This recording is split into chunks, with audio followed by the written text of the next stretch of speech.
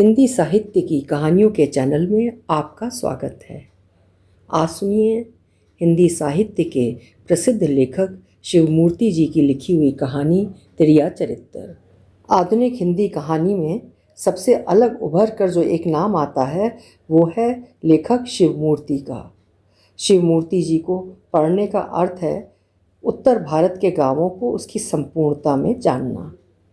तो आज सुनिए उनकी लिखी हुई उनकी प्रसिद्ध कहानी त्रिया चरित्र मेरी आवाज़ में। मैं हूँ सीमा सिंह।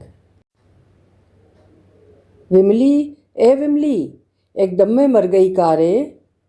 जोर लगाते ही बुढ़िया को खांसी आ जाती है। ये हरजाई तो खटिया पर गिरते ही मर जाती है। बुढ़िया खटिया के पास जाकर विमली को झिझोड़ने लगी। मरघट ले चलो का रे। हड़बड़ा कर उठती है विमली और आंख मींचते हुए झोपड़ी के बाहर चली जाती है। लौटती है तो चूल्हे पर चाह का पानी चढ़ाकर बकरी दोहने लगती है। 7 साल पहले जब पहली बार उसने भट्ठे पर मजदूरी करना शुरू किया था 9-10 साल की उम्र में, तो कमाई की शुरुआत के पैसों से इस बकरी की माँ को खरीद कर लाई थी वो। बाप के लिए चाह का इंतज़ाम, और अब तो उसके बाप को चाह की ऐसी आदत पड़ गई है कि बिना चाह के उसका लोटा ही नहीं उठता। इसी चाह के चलते बाप बेटी को बुढ़िया की बोली सुननी पड़ती है। माँ बाप को चाह का गिलास पकड़ाकर जल्दी जल्दी नहाती है वो, रोटी सेकती है। माँ बाप के लिए ढककर और अपनी रोटी बांधकर निमरी बकरी का कान पकड़कर बाहर निकल जाती है। आज भी निकलते निकलते देर हो गई। रोज़ रात में सोते समय सोचती है कि सवेरे 4 बजे ही उठेगी, लेकिन दिन भर ईंट ढोने से थका शरीर, आँखों की पलकें जैसे चिपक जाती हैं आपस में। रोज़ 5-6 बज जाते हैं। माँ को रोटी पानी के काम में वो लगाना नहीं चाहती। दरअसल माँ बाप के लिए लड़का बनकर रहती है विमली। क्या क्या नहीं सहा सुना उसके माँ बाप ने उसके लिए। वो नहीं चाहती कि उसके माँ बाप लड़के के अभाव को लेकर दुखी हों। किस लड़के से कम है वो? 15-16 रुपये रोज़ कमाती है। बाप को जांगर पेरने वाला काम क्यों करने दे? बाप का मन होता है तो गांव के किसी किसान के गाय भैंस का पगाह भर देता है, टोना झाड़ फूंक देता है, किसी की बहन बेटी नाते रिश्तेदार के घर हालचाल लेने चला जाता है। बस हल्का फुल्का काम। गांव के पश्चिम आधा किलोमीटर पर बहती है बिसुई नदी, अर्धचंद्राकार, और नदी के उस पार खान साहब का भट्ठा। काला धुआं फेंकती दोनों चिमनियाँ दूर से ही दिखाई देती हैं। नदी के दोनों किनारों पर कठजामुनों का जंगल दूर तक चला गया है। धारा की ओर झुकी झाड़ियाँ, और उस पार दूर दूर तक फैला है बांस और सरपत का जंगल। पहले लोग दिन में भी इस खादर में घुसने से डरते थे, खासकर औरतें। साही, सियार, नीलगाय, लकड़बग्घे, भेड़िए और यदाकदा गांव के कच्चे मांस पर नज़र गड़ाए गांव के भेड़िए। पर जब से भट्ठा खुला ये खादर गुलजार हो गया है। आधे से अधिक गांव वालों की जीविका भी अब इस भट्टे के सहारे चल रही है। विमली निमरी बकरी को कठजामुनों के जंगल में हाँकती है और तेज कदम बढ़ाती भट्टे की ओर चल पड़ती है। कोईसा बोझवा का मन काम में नहीं लग रहा है। एक झुकान में 10,000 ईंटों की बोझाई करके मुंडी उठाने वाला बोझवा है कोईसा। लेकिन आज वो रह रहकर कनमनाता है और गांव की ओर से आने वाली पगडंडी पर नज़र दौड़ाकर जम्हाई लेता है। गणेशी टोकता है, क्या बात है कोईसा भाई, मन नहीं लागत का? कुछ जवाब नहीं देता कोईसा। बंडी की जेब से चुनौती निकालकर तंबाकू मलने लगता है। ट्रैक्टर पर ईंट लदवाता बिल्लर कूट करता है। कुछ लाल पियर नहीं देखा का हो काका? लाल पियर यानी लाल पीला? सुनकर सचमुच लाल पीला होने लगता है कोईसा। तंबाकू फटक कर बिना किसी को दिए चुपचाप मुंह में दबा लेता है। हैं? बिल्लर की बात हमेशा चिढ़ाने वाली होती है, लेकिन नहीं, सचमुच लाल साड़ी नज़र आती है कोईसा को। विमली भट्टे के पास पहुंच गई है। कोईसा की आंखों में चमक आ जाती है। मुंह में रस या लार, तंबाकू की या? पास आते ही कोईसा आंखें तरेड़ता है। अब तेरा आने का टाइम हुआ है, 10 बजने वाले हैं, चलते समय घड़ी देखा था? विमली कोईसा की आदत जानती है, बिना मस्खरी किए उसका खाना हजम नहीं हो सकता।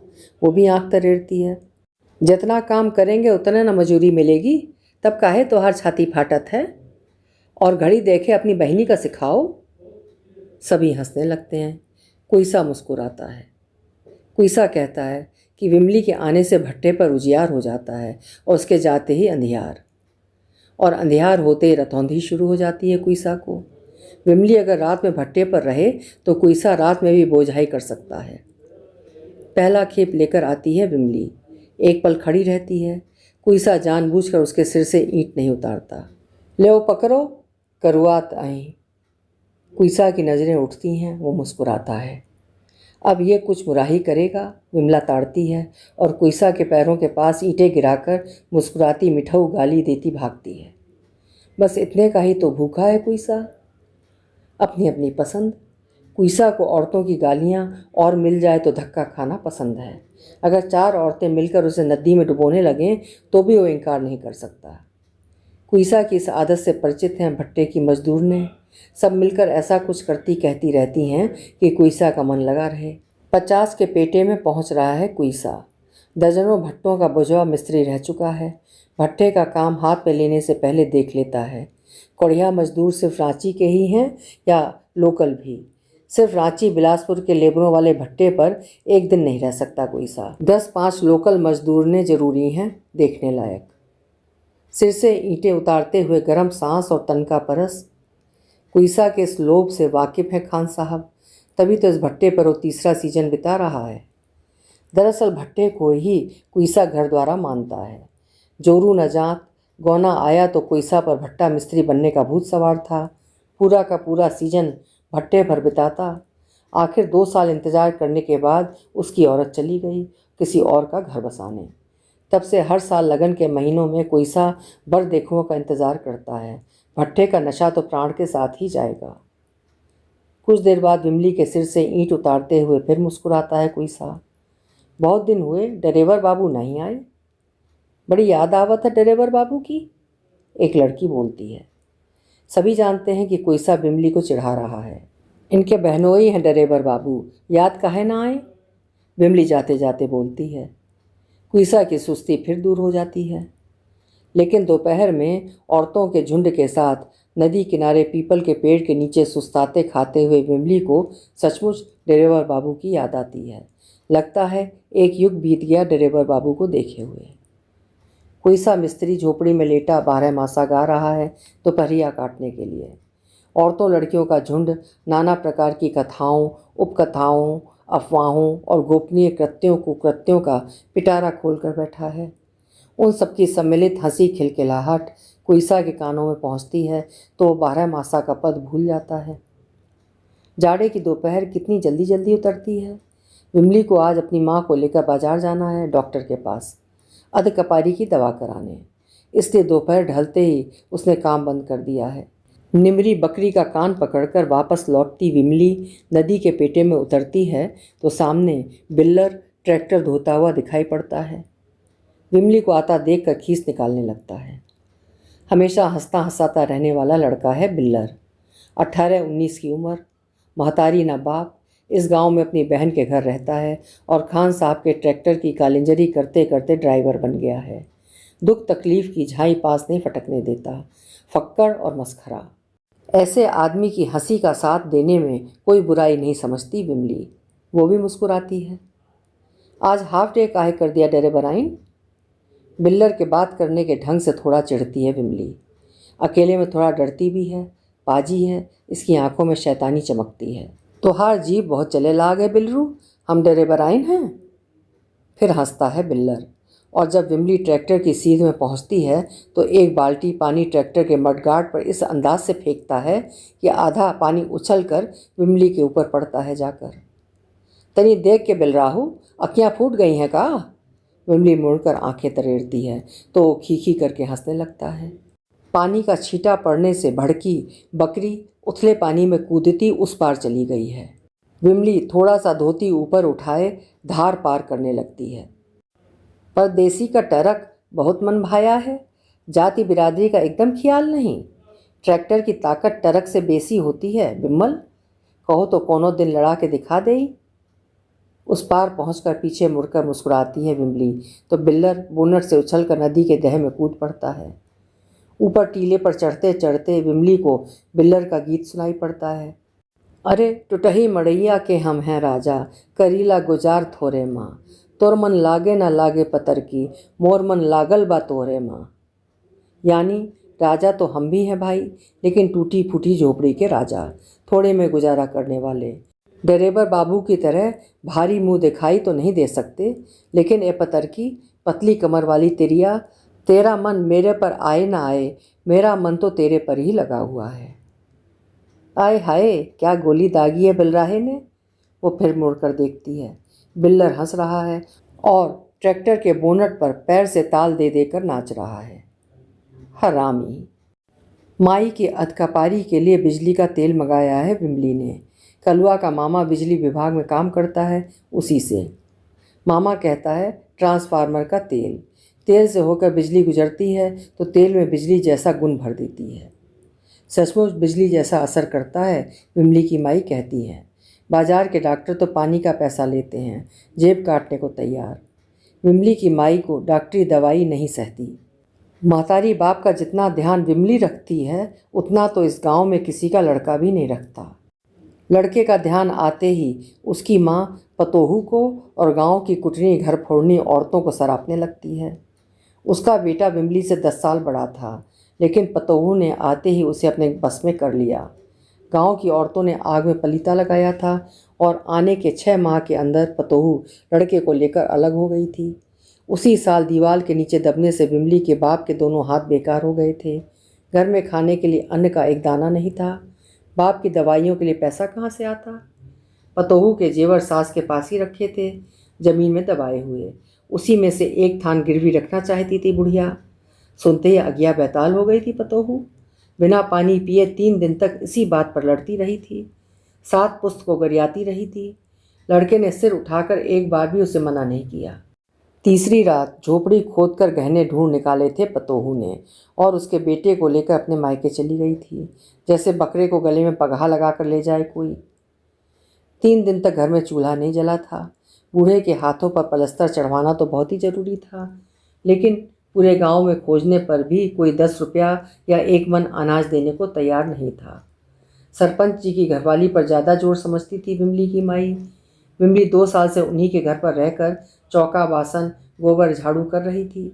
मजदूरी के नाम पर दोनों टाइम की रोटी और सरपंच जी की बिटिया का उतारन फ्राक चड्ढी। लाख पैर पकड़े विमली की माई ने कि बिना पेट में कुछ गए सवेरे से दोनों बूढ़ा बूढ़ी उठने लायक नहीं रहेंगे, लेकिन सरपंच की औरत ने साफ कह दिया, बिना कोई चीज़ गिरवी रखे कानी कौड़ी नहीं दे सकती वो।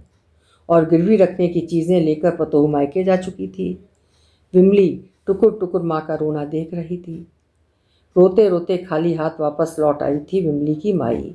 1 घंटा रात बीते। दोनों बूढ़े बूढ़ी तीसरी रात को भी खाली पेट लेटे। लेकिन पहर रात बीते आई थी विमली, 9 साल की बच्ची, फराक में दोपहर की बनी 2 मोटी रोटियां छपाए हुए। एक विमली का हिस्सा और एक सरपंच जी की दोनों भैंसों का। भैंसों के हौदे में न डालकर वो रोटियां लेकर माँ के पास दौड़ी आई थी और किसी को संदेह न हो इसलिए उसे दौड़ते हुए ही वापस भाग जाना था।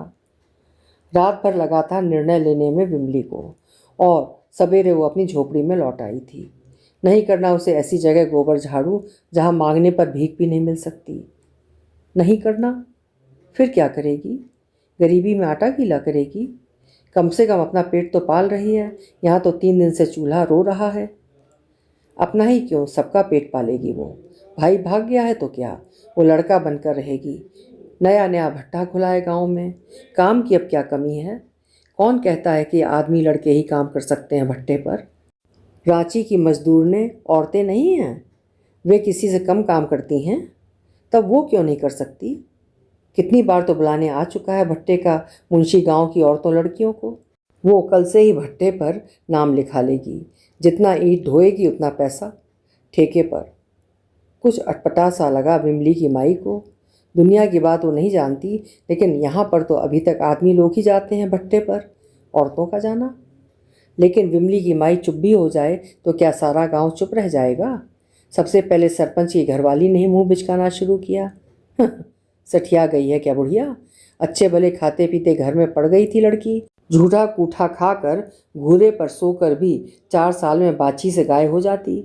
अब भट्टे पर ट्रेनिंग देगी बिटिया को? सयानी हो रही है ना। इस घर का गल्ला खा खाकर उम्र से पहले ही मस्ती चढ़ रही है। ले ट्रेनिंग। बहुत लोग ट्रेनिंग देने के लिए लोग लेने को बैठे हैं वहाँ। विमली के बाप को चढ़ाया सबने। दुनिया भर के चोर चाई का अड्डा है भट्ठा। लौंडे लपाड़े गुंडे बदमाश रात बिरात आते जाते रहते हैं। 9-10 साल की लड़की छोटी नहीं होती। आनर हो गई है बुढ़िया, ईंट पथवाएगी, पाथेगा कोई ढंग से, तब समझ में आएगा। विमली के बाप का तो दिमाग ही गर्म हो गया था बोली सुन सुनकर। नाक कटवाने पर तुल गई हैं दोनों माँ बेटी। नहीं करवाना उसे हाथ का पलस्तर, लूला ही रहेगा, भूखो ही मरेगा। लेकिन हाथ ठीक होता तो गला दबा देता माँ बेटी दोनों का। लेकिन विमली की माई ने शाम को हुक्का गुड़गुड़ाते हुए फिर मन से समझाया था, जलती हैं तो जलें सब, सारा गांव जले, वो सबके जले पर नमक छिड़कवाने का इंतजाम कर देगी। इस बार हफ्ता बटने पर वो एक बोरा नमक लाएगी खरीद कर। जिसको अपने जले पर नमक छिड़कवाना हो आकर छिड़कवा जाए। मेरी बिटिया जन्म भर दूसरों की कुटौनी पिसौनी गोबर सानी करे, फटा उतारा पहिरे, तब इनकी छाती ठंडी रहेगी। एक टुका रोटी के लिए दूसरे का लड़का सोचाए। भट्टे पर कौन बिगवा मतलब भेड़िया बैठा है। सवेरे से सांझ तक काम करो फिर अपने घर, एहमा कौन बेइज्जती। इस गांव के लोग किसी के चूल्हे की आग बर्दाश्त नहीं कर सकते जैसे इनकी छाती पर जलती है। इन्हीं लोगन के चलते हमार सोना जैसन बेटवा हाथ से निकले गवा। तू लूल तो भवे हो, अनरो हो गई हो का, कुछ सोचो समझो। विमली का बाप तो 1-2 दिन में चुप हो गया, लेकिन 15-20 दिन बाद विमली का ससुर दौड़ा आया। साल भर पहले ही तो विमली का विवाह हुआ था। उसके ससुर को पतोहू के भट्टे पर काम करने पर सख्त ऐतराज़ था। अभी तो खैर लड़की छोटी है, लेकिन 4 साल में सयानी हो जाएगी तब। विमली की माँ ने किसी तरह समधी को भी समझा बुझा कर वापस किया था। और अब आकर देखे कोई, आधे गांव की बिटिया पतोहू भट्टे पर मजूरी कर रही हैं। शुरुआत किया था विमली ने। उसका गुस्सा ठंडा होता है मछली या कलिया से, विमली जानती है, और तीसरे चौथे उसका इंतजाम कर देती है। झोपड़ी में था क्या पहले, टूटी चारपाई तक नहीं थी। बासन के नाम पर फूटा तवा, टूटी कढ़ाई, एक कठौता, 2 कठौती, 10 जगह से पिचकी अलमुनिया की भदेली। विमली ने धीरे धीरे पूरी गृहस्थी जोड़ी है। उसके बाप भाई 5 साल में भी झोपड़ी पर नई छाजन नहीं डाल पाए थे। वो हर तीसरे साल छाजन बदलवाती है। विमली की कमाई से उसका बाप फिर से हाथ वाला हुआ है। बाप की रजाई अलग, माई की अलग, कहीं आने जाने के लिए कमरी। बाजार में हुई नीलामी से बाप के लिए मलेटरी वाली जर्सी लाई खरीद कर। माई की तंबाकू और खैनी कभी घटने नहीं पाती। बाप की धोती कुर्ता अंगोछा।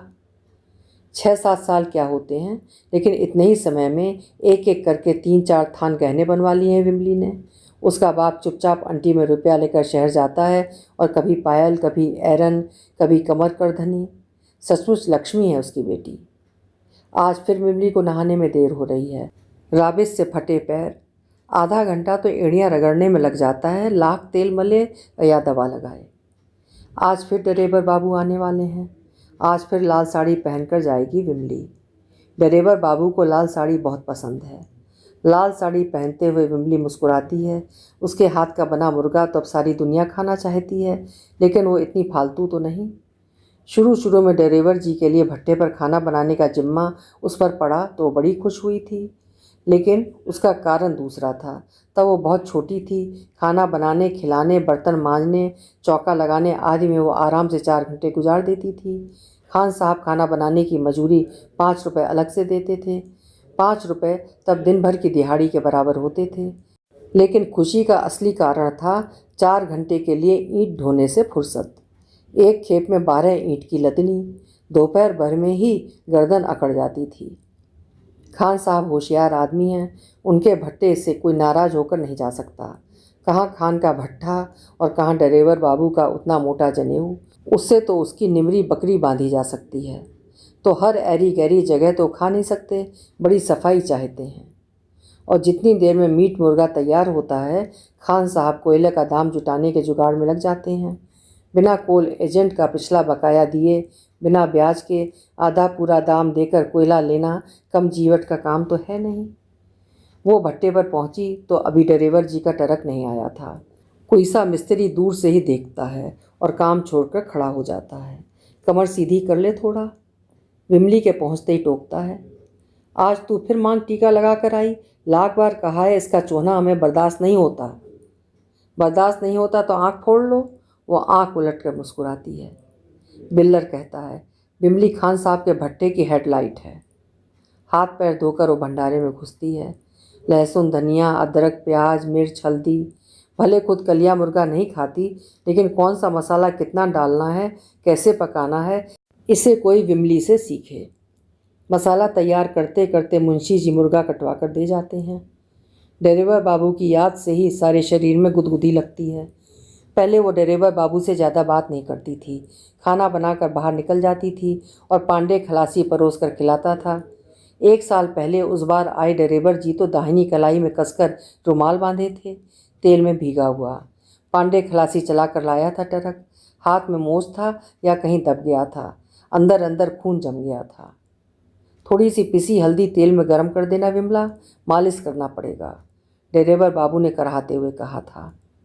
हल्दी तेल की कटोरी पकड़ते हुए पता नहीं क्या था ड्राइवर बाबू की आंखों में कि वो बोल पड़ी थी, लाइए मैं कर दूं मालिश। ड्राइवर बाबू बच्चों की तरह चुपचाप मालिश कराने लगे थे। पंजे को जरा जोर से दबाइए ज़मीन पर। हाँ, ऐसे। अरे इतना सीसी काहे कराते हैं, बहुत दर्द होता है। वो फिक्स से हंसी तो ड्राइवर बाबू का सारा दर्द दूर हो गया था।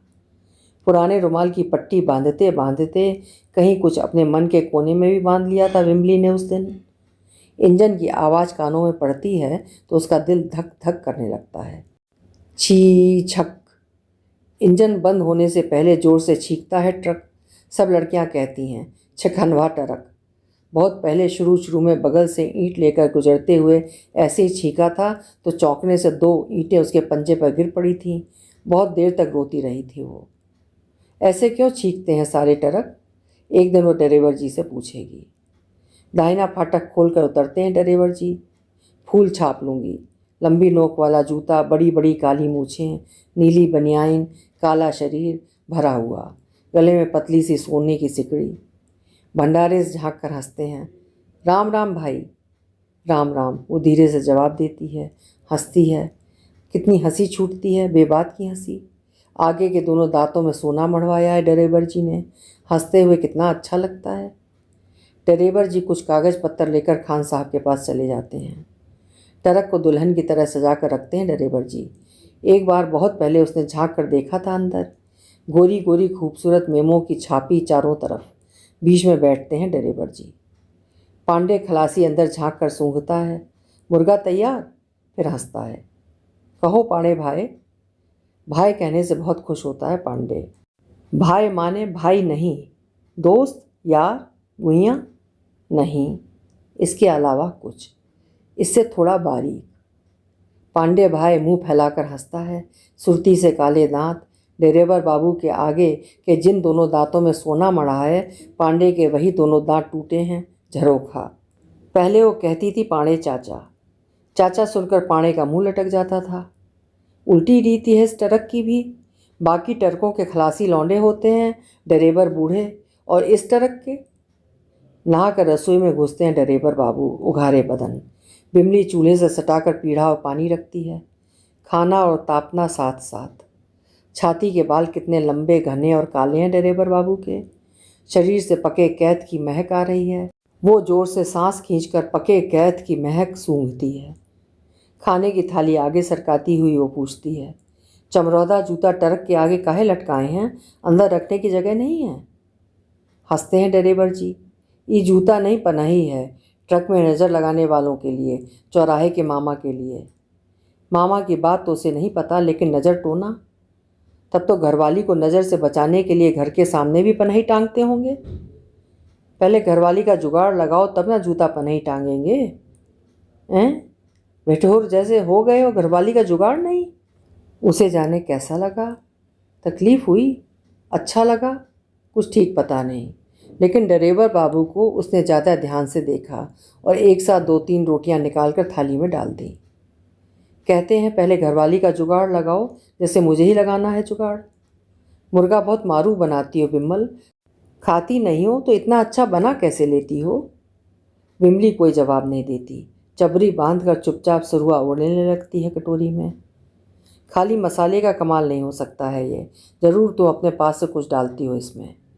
बिमली जोर से हंसती है खुलकर। बात बनाना बहुत आता है आपको। विमली डरेबर जी की आंखों में झांकती है। यह आदमी तो आंखों से ही हंसता है, धत। डरेबर जी लुंगी के अंदर से एक पैकेट निकालकर विमली की तरफ बढ़ाते हैं। वो हाथ नहीं बढ़ाती तो उसके बगल में रखते हैं। ई का है, घर ले जाकर देखना। कुछ लाया मत करिए, माई नाराज होती है।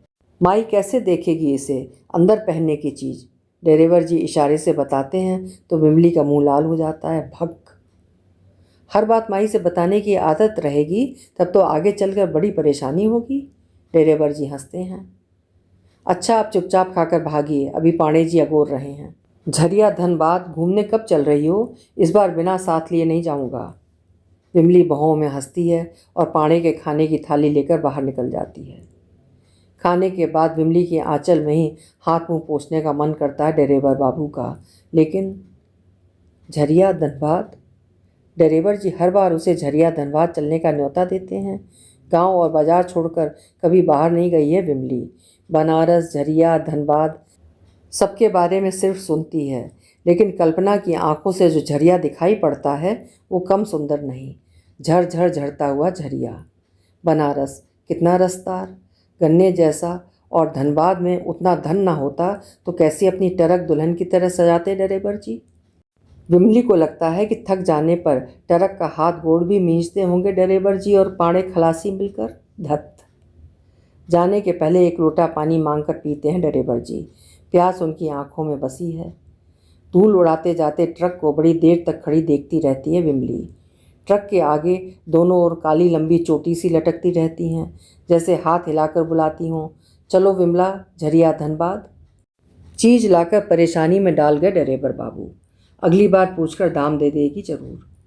जूठे बर्तन धोते हुए उसकी आंखों में एक बार फिर डरेबर जी की प्यासी आंखें कौंध जाती हैं। सूखे होंठ चाटते हुए डरेबर जी। टोपी बलवा प्यासा चला जाए, हमारे लगे दुई गगरी। अर्थात प्यासा ही चला जा रहा है टोपी वाला छैला, जबकि मेरे पास दो दो घड़े हैं। मकर संक्रांति, अघोरी बाबा के मठ का मेला।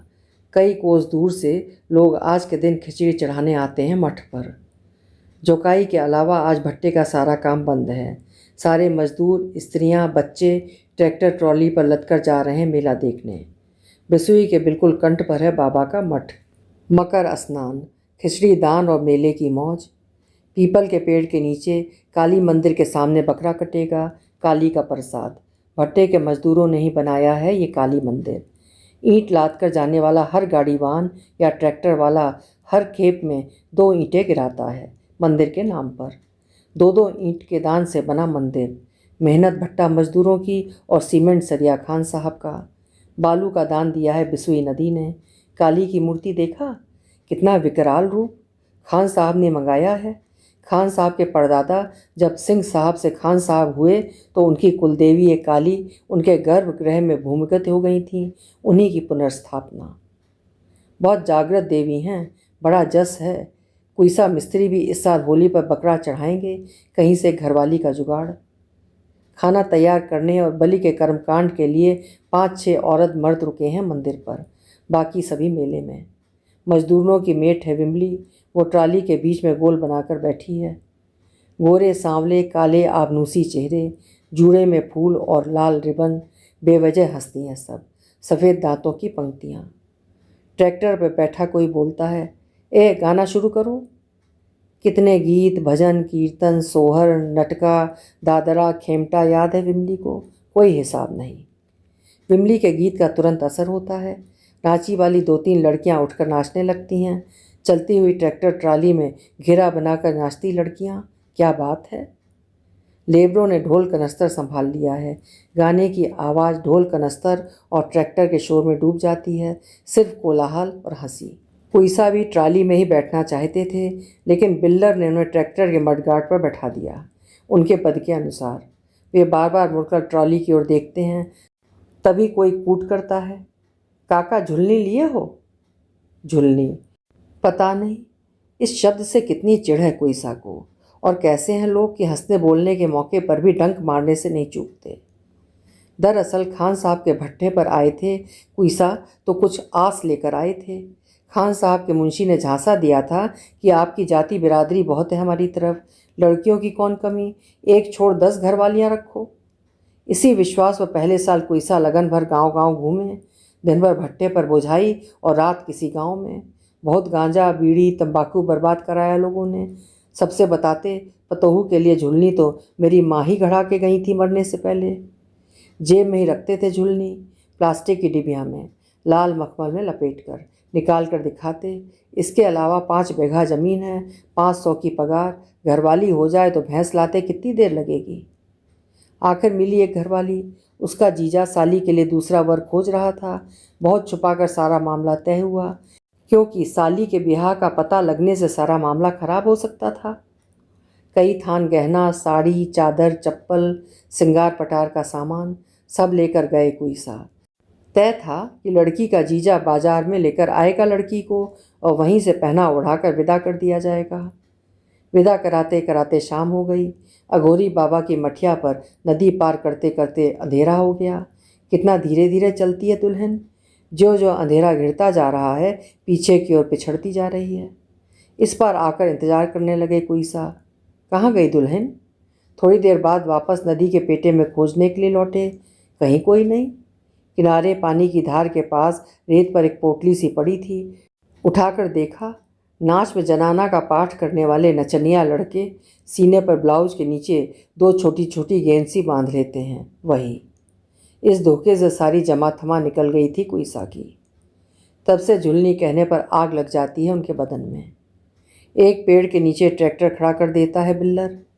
चारों तरफ भीड़ ही भीड़ है, रंग बिरंगे लोग, रंग बिरंगे कपड़े, कपड़े जो सालों साल मेले के इंतज़ार में गगरी या गठरी में कैद रहते हैं। दूर दूर के बिछड़े लोग, बिछड़े दिल मिलेंगे मेले में, जो उस तरह खुल्लम खुल्ला नहीं मिल सकते। कितने मिलने वाले रात 8 बजे की रेलगाड़ी पकड़कर भाग जाएंगे दिल्ली लुधियाना। जितने लोग उतने सपने, उतनी चीज़ें, क्या लें क्या छोड़ें। विमली ने ठुड्डी पर तिल गुदवाया है और कलाई पर सीताराम। सीताराम भगतिन हो गई। किसी को क्या पता कि सीताराम उसके आदमी का नाम है। कितने जतन से पता लगाया है उसने अपने आदमी का नाम, अनजाने अनदेखे आदमी का नाम सीताराम। वापस भट्टे पर पहुँचते पहुँचते 1 घंटा रात बीत जाती है। फिर काली मंदिर की पूजा, नाच गाना आधी रात तक। खान साहब ने बिल्लर को सौंपा, जिन औरतों लड़कियों के साथ उनके घर का कोई आदमी नहीं है उन्हें घर तक छोड़ना उसके जिम्मे। आखिर में पड़ती है विमली की झोपड़ी, थोड़ी हटकर। अकेली रह जाने पर बोलती है, अब तू जा रे, मैं चली जाऊंगी अकेले। चल चल, अभी कुछ हो हवा जाए तो। हो हवा क्या, कोई बिगवा बैठा है रास्ते में? तेरे लिए बिगवों की कमी है? तू जहाँ रहेगी वहीं बिगवा पैदा हो जाएंगे। बिगवा आएगा तो टांग पकड़कर चीर न डालूंगी। तेरा बाप बैठा अगुड़ता होगा, कनकनाता होगा, उसका बस चले तो झोपड़ी के सामने से सबका आना जाना बंद कर दे। साइकिल की घंटी बजाने से चिढ़ता है। सहसा सरपताही से कोई जानवर निकलकर भागा। आगे आगे चलती विमली चौंक कर छिटकी तो बिल्लर उसकी पीठ से सट गया आकर। पूस माघ का जाड़ा, बादल छाए हुए हैं, बदली के चांद की उजास। ए बिलरू, बड़ी बदमाशी सूझती है, हट। अरे अरे, मनई जैसा चल। बदमाशी पर उतर आया है बिलरवा, पहले से शंका थी विमली को। ड्राइवर बाबू की देह महकती है और मेरी गंधाती है। रमकल्ली के भतार, न तू हमार बेहवा हो न ड्राइवर बाबू, खबरदार। अरे एकदम सनक गया है। विमली के दांत कलाई में धंस गए हैं बिल्लरवा के। बाप रे, बिल्लर की चीख निकल जाती है। अक्ल गुम हो गई है बिल्लर की। एक पल में हंसती खिलखिलाती, अगले पल एकदम कटही। सोचती क्या है, चाहती क्या है और बोलती क्या है? आंखें कुछ और बोलती हैं, जीभ कुछ और। मूड जैसा आगे आगे चलने लगा है बिल्लर, विमली पीछे पीछे, मुड़ते ही सावधान हो सकती है। उदास हो गया बिल्लर, एकदम चुप। कुछ ही देर बाद बेवजह हंसती है विमली, खनखनाती हुई हंसी। नाराज ना हो बिल्लर, बदमाशी नहीं करनी चाहिए रे। जादूगरनी, बिल्लर सोचता है, कोई जादू सिद्ध है इसको। विमली का बाप उसके इंतज़ार में झोपड़ी के बाहर चिलम पर चिलम फूंकता, आग तापता बैठा बुढ़िया को गालियां दे रहा है।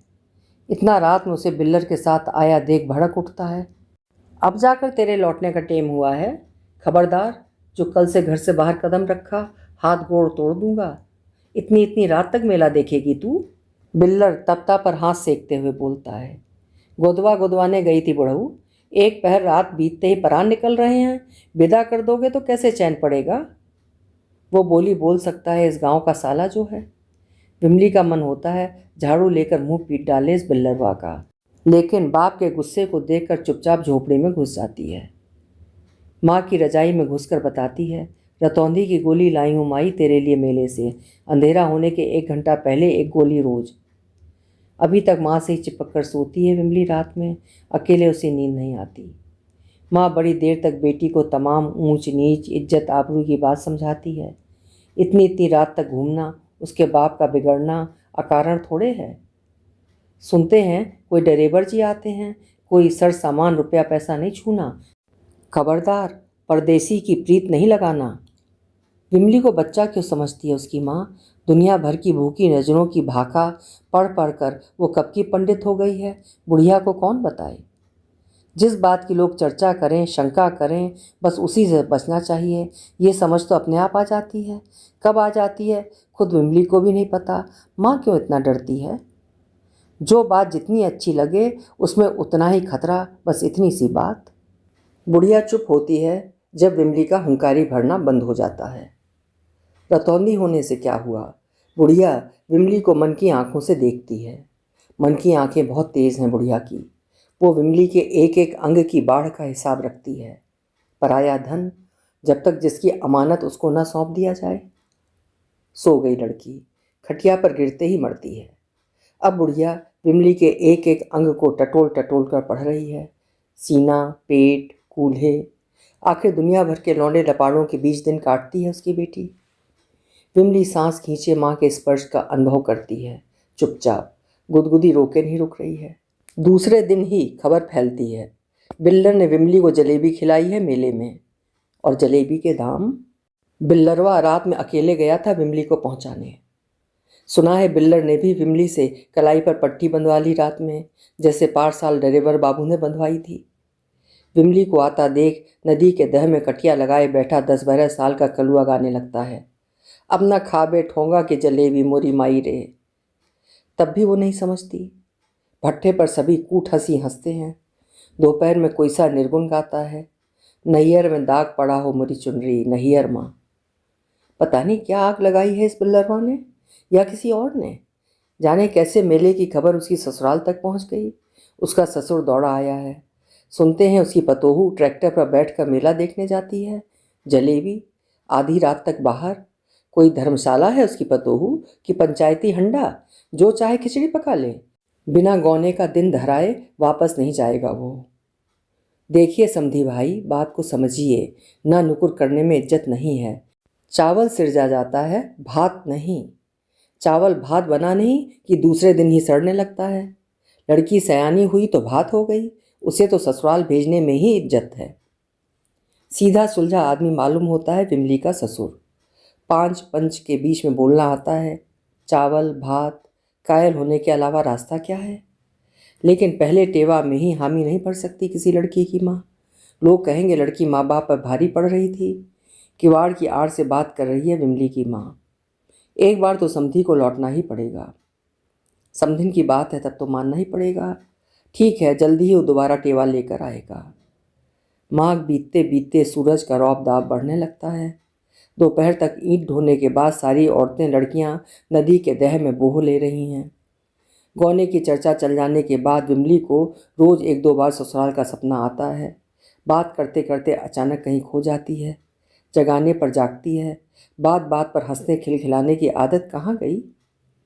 अपने आदमी को देखने की कौन कहे, उसके बारे में कुछ सुना भी नहीं है विमली ने। ज़्यादा नहीं, कुल 3 कोस दूर है उसकी ससुराल। अघोरी बाबा के मठ से तो 2 ही कोस, लेकिन कभी मेला देखने के बहाने या बाजार हाट भी नहीं आया इस तरफ। सुनती है कलकत्ता गया है कमाने धमाने। उसका हाथ अनायास कलाई सहलाने लगता है। सीताराम। लेकिन जब भी कल्पना में सीताराम की कोई छवि देखना चाहती है विमली, डरेबर बाबू के सोने मढ़े दांतों से फूटती हंसी छा जाती है सामने, पके कैथ की गंध। धत सहसा हो जागती है। डरेबर जी इंतजार में बैठे होंगे। खाना बनाकर नहाने आई तो नहाती ही रह गई। वो पानी से निकलकर जल्दी जल्दी कपड़े बदलती है। पीढ़े पर बैठते ही मुस्कुराते हैं ड्राइवर जी। हम तो समझे नदी से सीधे अपने घर चली गई तुम। ड्राइवर जी उसे ध्यान से देखते हैं। चेहरे का तेज दिनों दिन बढ़ता जा रहा है, शरीर गदराता जा रहा है। कितनी चमकती है देह। ड्राइवर जी फिर एक बंडल बढ़ाते हैं विमला की तरफ। Sari, blouse, petticoat.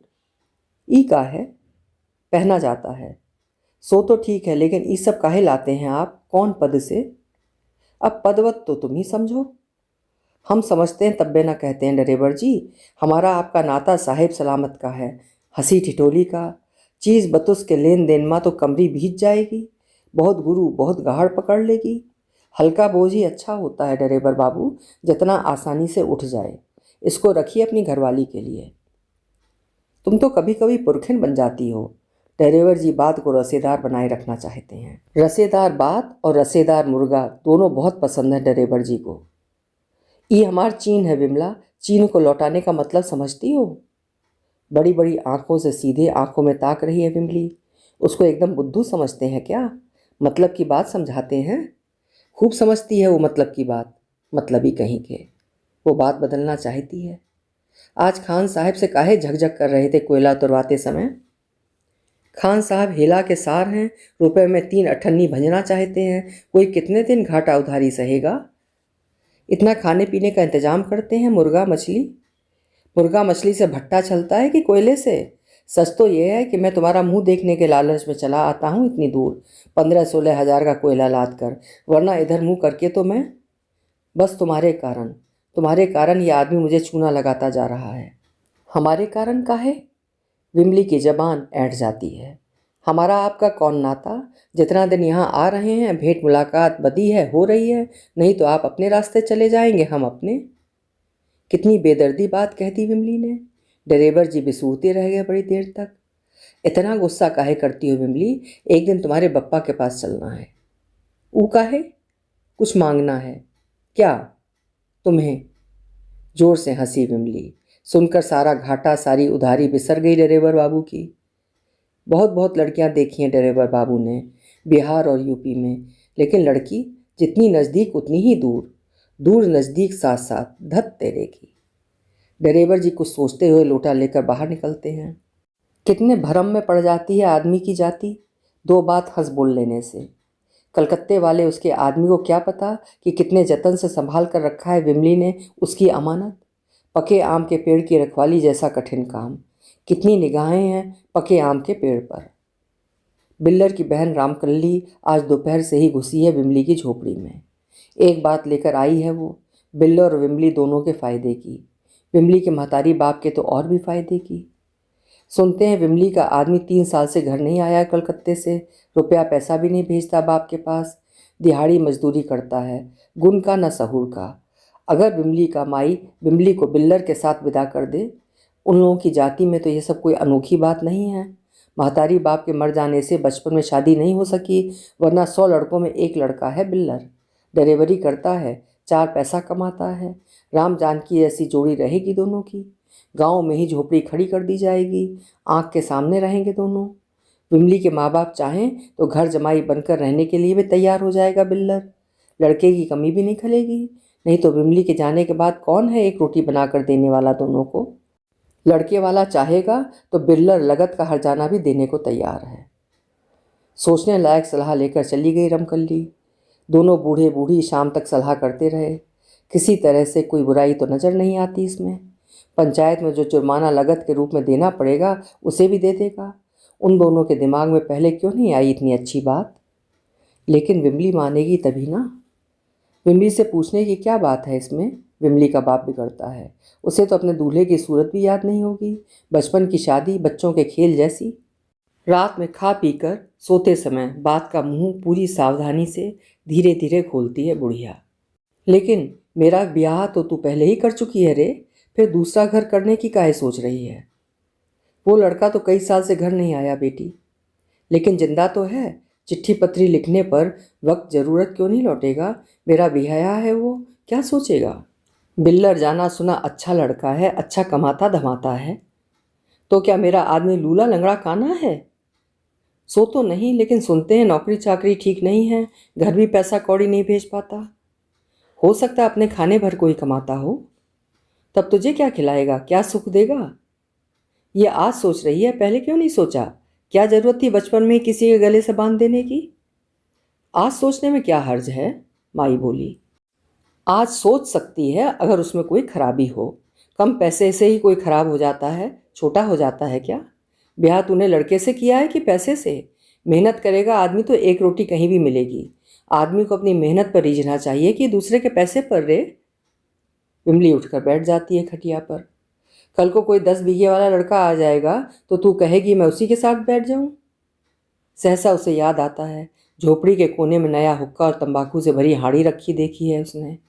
तंबाकू में सने चोटे की गंध पूरी झोपड़ी में फैल रही है। बिल्लरवा की बहन दे गई है ये सौगात। उसके बदन में आग लग जाती है। वो माँ को पकड़कर झंझोड़ने लगती है। 10 रुपए के हुक्के तंबाकू पर तूने अपनी बिटिया को राण समझ लिया रे? बोल, कैसे सोच लिया ऐसा? जिसकी औरत उसे पता भी नहीं और तू उसे दूसरे को सौंप देगी? गाय बकरी समझ लिया है? चुप चुप चुप, हल्ला मत कर राण। इस बार जब विमली का ससुर आया तो गौने का दिन तय करके ही वापस गया। 2 दिन तक रुका था। कुईसा मिस्त्री ने सुना तो अबोला रह गया। अंधियार करके चली जाएगी विमली भट्टे पर। 500 रुपये तनख्वाह पाता है वो, 5 बीघा खेत। विमली का आदमी तो सुनते हैं झल्ली ढोता है कलकत्ते में। क्या सुख देगा जनाना को? 2-3 बार हो गया विमली के बाप के पास चिलम पीने के बहाने। कुछ मन मुंह मिले तो बात आगे बढ़ाए, लेकिन कितनी जलती हुई आंखें हैं बूढ़े की। बात करने जाइए तो घायल होकर लौटिए, आंखों से ही दाग देता है। काम से मन उखड़ने लगा है कुईसा का। कभी लचारी गाते हैं, कभी 12 मासा। लागे मास अगहन जाए गौरी के गवन, काटे सैया संग चयन मोरे बाल मुआ। लेकिन गोरी का गवन तो माघ में पड़ा है कुईसा भाई। माघ फागुन का जाड़ा तो और भी गुलाबी होता है गणेशी भाई। ठाट बाट से गौना लेने आया है विमली का ससुर। बाजा तमाशा आतिशबाजी, चनुआ डी की नाच पार्टी, 100-100 ग्राम की गांजे की पुड़िया, बक्सा भरकर दारू की बोतलें। फ्री है सबके लिए, घराती हो चाहे बराती। दोनों नशे इकट्ठे हुए तो बाजे के ताल पर बूढ़ा खुद घंटे भर नाचता रहा। ए भाई, बूढ़ा काहे कहते हैं? 40-42 से ज़्यादा की उम्र नहीं। पहलौठी का लड़का था सीताराम, 20 की उम्र में पैदा हुआ। घरवाली नहीं गुजरी होती तो अभी तक बेधड़क बाल बच्चे होते रहते। 20 साल तक खुद चूल्हा फूंकता रहा, अब जाकर तवा कलछुल से फुर्सत का समय आया है, नाचेगा नहीं? गांव भर की औरतें झोपड़ी के अंदर घेरा बनाकर ससुराल से आई एक एक चीज़ की पड़ताल कर रही हैं। हाथ की अंगूठी, नाक की नथ, 2 थान सोने के, पायल बिछुए और हबेल, 3 थान चांदी के। विमली की जाति में इतना जेवर कम ही लोगों को मिलता है। दुल्हन के कपड़े लत्ते के साथ समधी समधिन की पियरी धोती अलग से। औरतें विमली के भाग को सिहा रही हैं। बस एक साध रह गई, दूल्हा नहीं देख पाई विमली का। उसे नौकरी से छुट्टी नहीं मिली। गांव की औरतों को नाच भी बहुत पसंद आया। बिल्लर कल से ही मेहमानों की सेवा में लगा है। सवेरे विदाई के समय खान साहब ने भी साड़ी भिजवाया। ड्राइवर जी ने एक चादर और 51 रुपये नकद दिए। पाड़े खलासी ने 11 रुपये। लेने देने में विमली का बाप भी समधी से 19 नहीं रहा। घड़ी, साइकिल, रेडियो, 5 कूड़ा बतासा, 1 बोरा लाई, 5 मन सीधा मतलब राशन, 1 बोरा आलू, 1 बोरिया नमक, 2 किलो तेल, 1 किलो घी, रजाई, गद्दा, पलंग, गिरते पड़ते 2 ऊँट की लदनी। पहले माई का पैर पकड़कर रोती है विमली, फिर बप्पा का, फिर सखियाँ, पड़ोसने, भट्टे की मजदूरे ने। निमरी बकरी आज सवेरे से पूँछ हिला हिला कर चिल्ला रही है। डोली में बैठने से पहले उसे भी पकड़कर भेंटती है विमली। डोली उठती है तो वो चीत्कार कर उठती है। आपन देशवा छोड़ाया मोरे बपई, आपन दुअरिया छोड़ायो मोरी माई। ये गांव, ये देश, ये ढकुलाई, ये भीठे, कठ जामुनों का जंगल, कल तक जिसे अपना समझती थी आज हमेशा हमेशा के लिए पराया कर दिया आपने पप्पा। अब कौन सवेरे आपको चाह बना कर देगा? मेरा दुआर, मेरा मोहार, मेरा चूल्हा, मेरी चक्की, सबसे नाता टूट रहा है। कौन मेरी बकरी को चारा देगा? रोज़ सवेरे उठते ही मैं तेरी दुआरी लीपती थी माई, उसे काहे छुड़ा दे रही है बिना कसूर? सारे सपने, सारा पुरुषार्थ छोड़ देने के लिए? तेरिया जन्म काहे देहू रे विधाता। डोली पर पड़े ओहार की फांक में झांक कर देखती है विमली।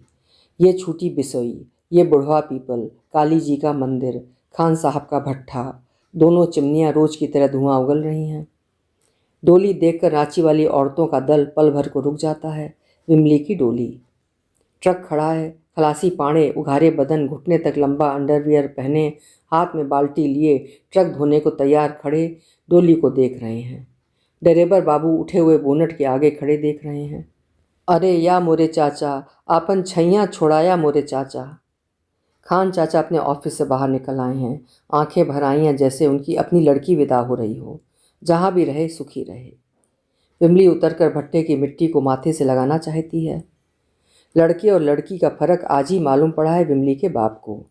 डोली की दिशा में ताकते हुए उसकी आंखों से झरझर आंसू झर रहे हैं। आज अचानक आया बुढ़ापा बिना बताए। दूर तक जाकर विमली के रोने की आवाज़ के साथ ही डोली भी अदृश्य हो जाती है। जब से पतोहू का गौना लाया है विश्राम का भाव बढ़ गया है। चाल ढाल, पहनावा ओढ़ावा, दाढ़ी मोछ सब टिच। 2 कट्ठा जमीन रेहन रखकर बादशाही खर्चा शुरू किया है। दिन भर झोपड़ी के सामने गांजे की महफिल लगा रहा है। इतना ठाठ काहे भाई? देखने वालों को अजगुत अजगुत लग रहा है। कहीं कोई भेद? अभी तक तो यही चर्चा थी कि लड़के को गौने में क्यों नहीं बुला कर लाया विश्राम। लाख बाप से जकड़ कर गया था, लेकिन ये तो उसी का गौना था। फिर पतोहू के आने के तीसरे दिन ही बहन को क्यों विदा कर दिया? क्या इस डर से कि पतोहू को बिगाड़ देगी, बोलका बना देगी? इस टोले की औरतों की सूंघने की ताकत अभी इतनी कमज़ोर नहीं हुई है। लत्ता आग पर पड़ता है पीछे और चिराइंद औरतों की नाक में पहले पहुंच जाती है। यहाँ तो सीधे आग लगी हुई है। सुबह शाम मैदान आने जाने के दौरान ही निर्विघ्न चर्चा का मौका मिलता है। इस बीच मंतोरिया की माई ने लाख कोशिश की, घुमा फिरा कोई सुराग निकालने की, लेकिन पतोहू कुछ बोलती ही ना थी। एकदम गूंगी। बोलती थी उसकी आंखें, लाल सूजी आंखें, टुकुर टुकुर ताकती हुई, उतरा मुंह, थका चेहरा, कसाई की गाय। तब मंतोरिया की माई ने तह तक जाकर भेद खोलने का निश्चय किया। विश्राम के इधर उधर होने पर वो घुसी झोपड़ी में। दारू की गंध में डूबी झोपड़ी, खटिया के आसपास बिखरे अधजली बीड़ी के टोंटे। पतोहू तो बीड़ी पीती नहीं। अचानक चीख निकल गई मंतोरिया की माई की। पैर पकड़ कर बैठ गई। तलतल बहता खून। बिसरम्बा दाढ़ीदार ने टूटी बोतल का कांच बटोर कर रख दिया था कोने में। 2 अंगुल का घाव हो गया उसके पैर में। चोरी से ना घुसी होती तो लाख लाख गालियां सुनाती। नई नई लालटेन खरीद कर लाया है भाई, जब चाहे धीमी करो जब चाहे तेज। डिबरी की बत्ती तो हुचक हुचक कर जलती है। पूरा विषधर है बिसरम्बा। मंतोरिया की माई ने टोले की औरतों में ऐलान कर दिया है। घमासान मचाए हुए है। लेकिन मर्दों का मामला तो मर्द लोग ही खुलेआम निपटा सकते हैं, औरतें क्या करेंगी? और उसी रात सारा भेद औरतों के बीच से मर्दों के कानों तक पहुंच जाता है। मर्दों के लिए खबर इतनी खास नहीं। औरतों का तो काम है इधर से उधर लबर लबर करना, और यदि बात में कुछ सच्चाई भी है तो इतनी अनहोनी जैसा क्या है इसमें? गुनी आदमी है विश्राम। जानवरों की चोट मोच हारी बीमारी में उसकी ज़रूरत पड़ती है हर घर को। फिर छोटे बड़े की इज्जत करने वाला। एकदम से तो उसके ऊपर उंगली उठाना ठीक नहीं, लेकिन बिल्कुल चुप रहना भी संभव नहीं है। रात में हर घरवाली जानना चाहेगी क्या कर रहे हैं टोले के मर्द लोग। गांजा दारू का चानस हाथ से बिल्कुल ही न निकल जाए, इसका ध्यान रखते हुए शाम की बैठक में मर्द लोग विश्राम को तंग कर रहे हैं। विश्राम भाई, आपकी खटिया रात में नहीं दिखती बाहर? एक आध बार मैं इधर से गुजरा तो देखा दरवाज़ा सूना था। काहे तुम्हें पता नहीं है कि आजकल भिगवा अर्थात भेड़िया का कितना जोर है? आए दिन सुनाई पड़ता है किसी की बकरी ले गया, किसी का बच्चा। रंभापुर में महतारी के कोरा से 3 साल का लड़का छीन कर ले गया। राजापट्टी में एक औरत से लड़की छीन रहा था। ऐसे में बाहर सोने लायक है? तुम बाहर सो रहे हो? आया किसी दिन तो? अब क्या बोला जाए? बात करने में विश्राम को दाब पाना आसान नहीं, और बिगवा का आतंक तो सचमुच चारों ओर फैला हुआ है। औरतों ने अंधेरा होने के बाद छोटे बच्चों को लेकर बाहर निकलना बंद कर दिया है। दिशा मैदान जाना है तो झुंड बनाकर जाओ, हाथ में हंसिया या कुल्हाड़ी लेकर। सुनते हैं औरतों या बच्चों पर ही ज़्यादा जोर मारता है। जब बच्चों को हाथ से छीन रहा है तो रात बिरात सोते में हमला कर दे तो क्या अचरज? आदमी का खून अगर एक बार मुंह में लग गया तो?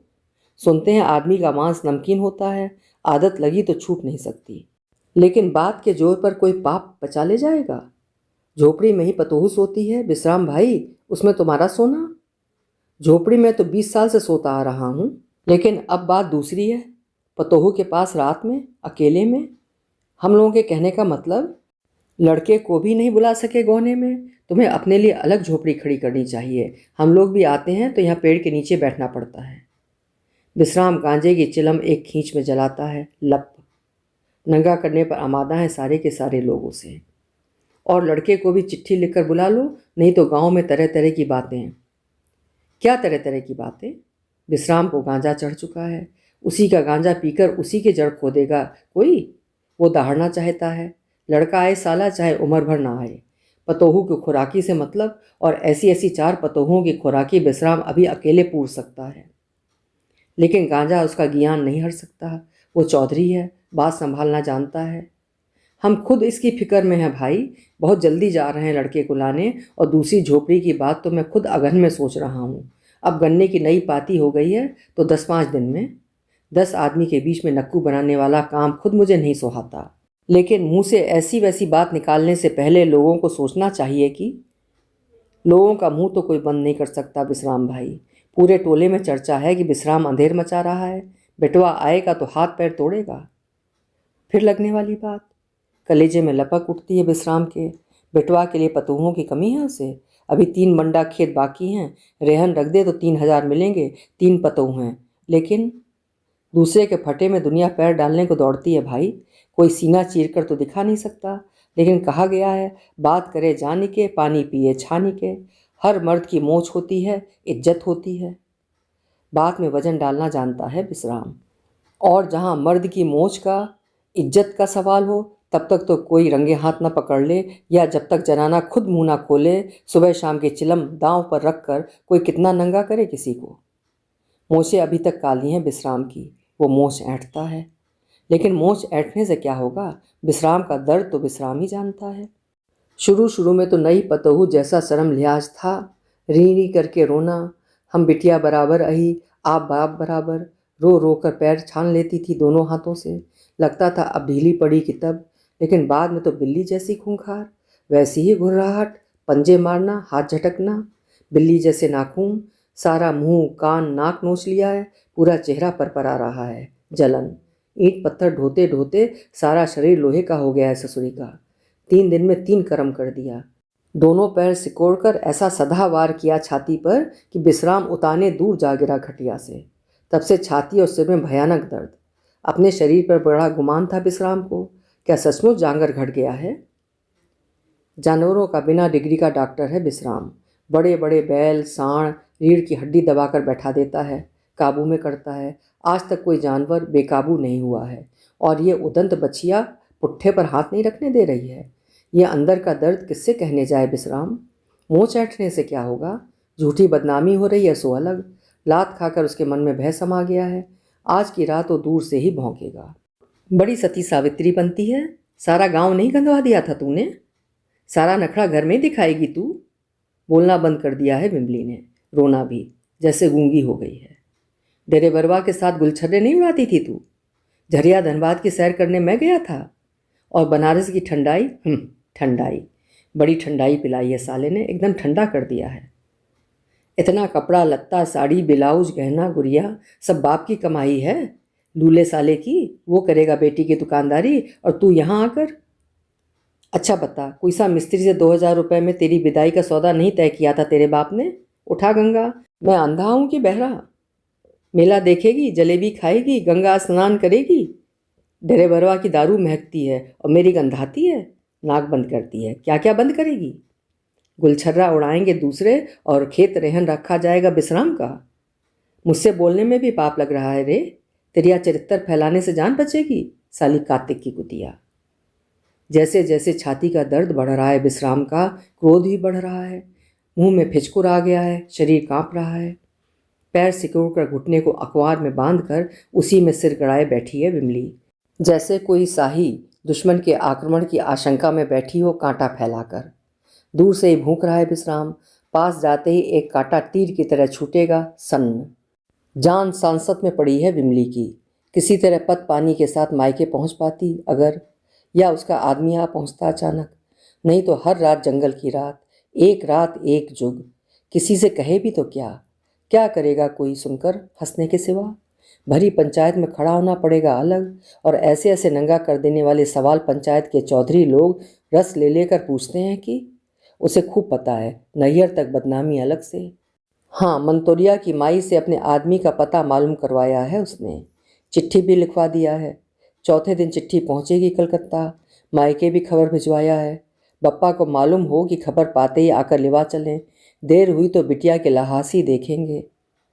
बप्पा और आदमी की राह देखती विमली। कुईसा मिस्त्री अपने गांव चले गए, जिला बलिया। हिसाब किताब करने में आनाकानी किया खान साहब ने तो बिना हिसाब किए चल पड़े।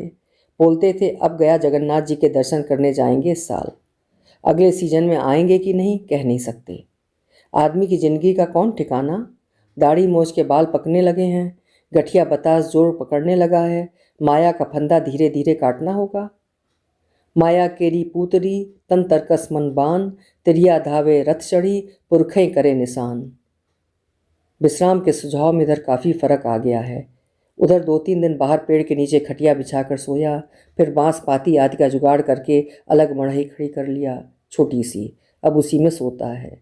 दिन का ज़्यादा समय शिवालय पर गुजरता है। गंजेड़ियों की भीड़ जो बीच में उसके दरवाजे पर जमने लगी थी, अब फिर पहले की तरह शिवालय पर जमने लगी है। पहले दिन विश्राम ने बाहर खटिया बिछाई तो अचरज के मारे विमली को सारी रात नींद नहीं आई। किवाड़ के अंदर से बिलारी बंद कर मूसर की टेक लगा दी, फिर भी दिल धड़क रहा था। बुढ़ऊ की मति का क्या ठिकाना, कोई नई चाल। जरा सी आहट पाते चौंक कर उठ बैठती। बड़े सवेरे उठते ही खरहरा लेकर दुआर मुहार बुहारता है। पहले दिन झाड़ू लगाकर जाने कहाँ से एक गिलास दूध लाया था और उसके हाथों में थमाते हुए बोला था, जरा एक गिलास चाह बनाना बहू। सुनते तेरे हाथ की चाह पिए बिना समधी लोटा नहीं उठाता था। कितनी मिठास थी आवाज़ में, कितना दुलार। चाय का गिलास पकड़ाते हुए हाथ काँप रहे थे विमली के, आंखों में पानी। गिलास पकड़ते हुए विश्राम की आंखें नीची थीं। इतना बदलाव। कई दिन बाद एक दिन शाम को खाना खाते हुए खुद कहने लगा, मैं बहुत शर्मिंदा हूँ बहू, अगर तूने माफ़ नहीं किया तो नरक में भी जगह नहीं मिलेगी मुझे, कि सुनवा ओझा ने गांजे में कोई बूटी मिलाकर पिला दिया था। मति भरिष्ठ कर देने वाली बूटी। उसी से हफ्ते भर सिर पर पाप सवार था और हफ्ते भर में मेरी मर्यादा का नाश हो गया बिटिया। शिवालय के पुजारी बाबा ने विचार कर नाम खोला है। कई दिन से मैं उनकी शरण में बैठ रहा हूँ कि शुनवा को मैंने 3 साल में कितना गांजा पिलाया होगा और उसकी बदी इस तरह दिया बेईमान ने। मुंह में कालिक लगाने का इंतजाम कर दिया था घटियारे ने। तेरी जैसी लक्ष्मी बहू ना होती तो कहाँ मुँह दिखाने जाते हम लोग। कल को मेरा बेटा लौटता तो किस घाट लगता। लक्ष्मी है बहू, तू लक्ष्मी है जो अपना पानी और मेरी पगड़ी दोनों बचा ले गई है। मैं पापी। आंखें भरभरा गई थी विश्राम की, गला रुंध गया था। विमली को भी लगा कि वो भौंकार छोड़कर रो पड़ेगी। किस जन्म का बदला लेना चाहता था वो ओझा। विमली बड़ी देर तक बिसूरती रही थी। उसे लग रहा था जैसे जुगों की तपन के बाद धीरे धीरे कलेजे में ठंडक पड़ रही है। रात लेटे लेटे देर तक सोचती रही वो। खान साहब कहते थे, सच्चाई को कोई छिपा नहीं सकता, सच्चाई को कोई दबा नहीं सकता, सच्चाई को कोई हरा नहीं सकता, सच्चाई आखिर सच्चाई होती है। पास पड़ोस के लोगों को भी देखकर अचरज होता है कि सचमुच पानीदार आदमी है विश्राम। जरा सा मजाक मजाक में टोका टाकी हुई और उसे बात लग गई। मर्यादा वाला आदमी, 4 दिन में अलग मड़ई खड़ी कर लिया है। ऐसे ही तो जात बिरादरी किसी को चौधरी नहीं मान लेती। किसी के खिलाफ मुंह खोलने से पहले 1000 बार सोचना चाहिए। औरतों के कहने में आकर लोग उसे बेइज्जत करने पर आमादा थे। ठीक ही कहते हैं, नाक ना हो तो औरतें मैला खा लें। दुआर मुहार बुहारने के बाद विश्राम ने बाहर से ही ऊंची आवाज़ में बताया, दोपहर में खाने नहीं आएगा वो आज। शिवालय पर सत्यनारायण की कथा कहवा रहा है, तब तक व्रत रहेगा। बहू अपना खाना पीना कर ले, वो एक ही टेम शाम को खाएगा। गंगा जल का छिड़काव करके झोपड़ी पवित्र करने और चरणामृत ग्रहण करने के बाद। तब तो विमली भी रहेगी व्रत। इतने बड़े संकट से उबार लिया सत्यनारायण स्वामी ने। उसके ससुर का दिमाग सही कर दिया। पहले पता होता तो वो चाह भी न पीती। सत्यनारायण जी की कथा घर में होनी चाहिए थी। पहले याद पड़ा होता तो जरूर कहती। अब तो जा चुका ससुर। उसका मन शरीर थिर हो रहा है, ठंडा। दोपहर तक मेहनत करके विमली ने पूरी झोपड़ी को लीपा है, अंदर बाहर। हफ्तों बाद चैन पाया है उसके मन ने। लग रहा है वो मालकिन है इस झोपड़ी की, अपनी ससुराल की। उसका आदमी कमाने गया है परदेश। बूढ़े ससुर के रोटी पानी का इंतजाम तो उसी के जिम्मे है। शाम होते ही वो खाना बनाने में लग जाती है। कल ही उसका बाप आनने आएगा। मंतोरिया की माई ने बताया है, खबर ना भेजती तो क्या करती, लेकिन अब तो ना आए बाप तो भी कोई बात नहीं। 4 दिन बना खिला दे ससुर को, उसके जाने के बाद तो फिर अपने ही हाथ से पाथना होगा मोटी महीन। जल्दी ही लौटेगी मायके से, अब तो यही उसका घर द्वार है, उसका आदमी भी किसी समय आ सकता है। चिट्ठी पहुंच गई होगी। 1 घंटा रात बीतते आता है विश्राम। एक हाथ में चंद्रामृत की हांडी और दूसरे में पंजीरी का दोना। झोपड़ी लिपी पुती शुद्ध। मैं तो लक्ष्मी ही कहकर पुकारूंगा अब तुझे बहू, मना मत करना। ले गंगा जल की बोतल, हाथ पांव धोकर पूरी झोपड़ी में छिड़क दे, फिर प्रसाद ग्रहण कर ले। हाँ, मैं तो वहीं ग्रहण कर चुका हूँ। भूख के मारे हालत खराब थी। ये प्रसाद सारा तेरे लिए ही है। ज़्यादा है, 1 लोटा चरणामृत ज़्यादा है। सवेरे से ही बासी मुँह पड़ी है तू, और ये जरा सी पंजीरी। अच्छा, ज़्यादा है तो थोड़ा सा ढककर रख दे अपने बप्पा के लिए। हाँ, मैं तो बताने ही भूल गया, कल ही तेरे बप्पा आ रहे हैं, लेकिन चरणामृत तो पूरा पी ले, कल तक तो उसका दूध फट जाएगा। नहीं, खाने की अब जगह नहीं रह गई बिल्कुल। मैं जरा एक चिलम, सवेरे से हाथ नहीं लगाया है चिलम को। विश्राम के बाहर जाने के बाद बिमली प्रसाद को झोपड़ी के बीचों बीच जमीन पर रखती है, जमीन से छुआकर माथा टेकती है।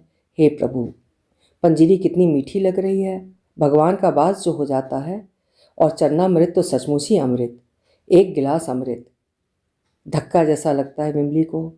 कहते हैं खाली पेट में अन्न पहुंचता है तो अन्न में भी नशा होता है, लेकिन इतनी सुस्ती।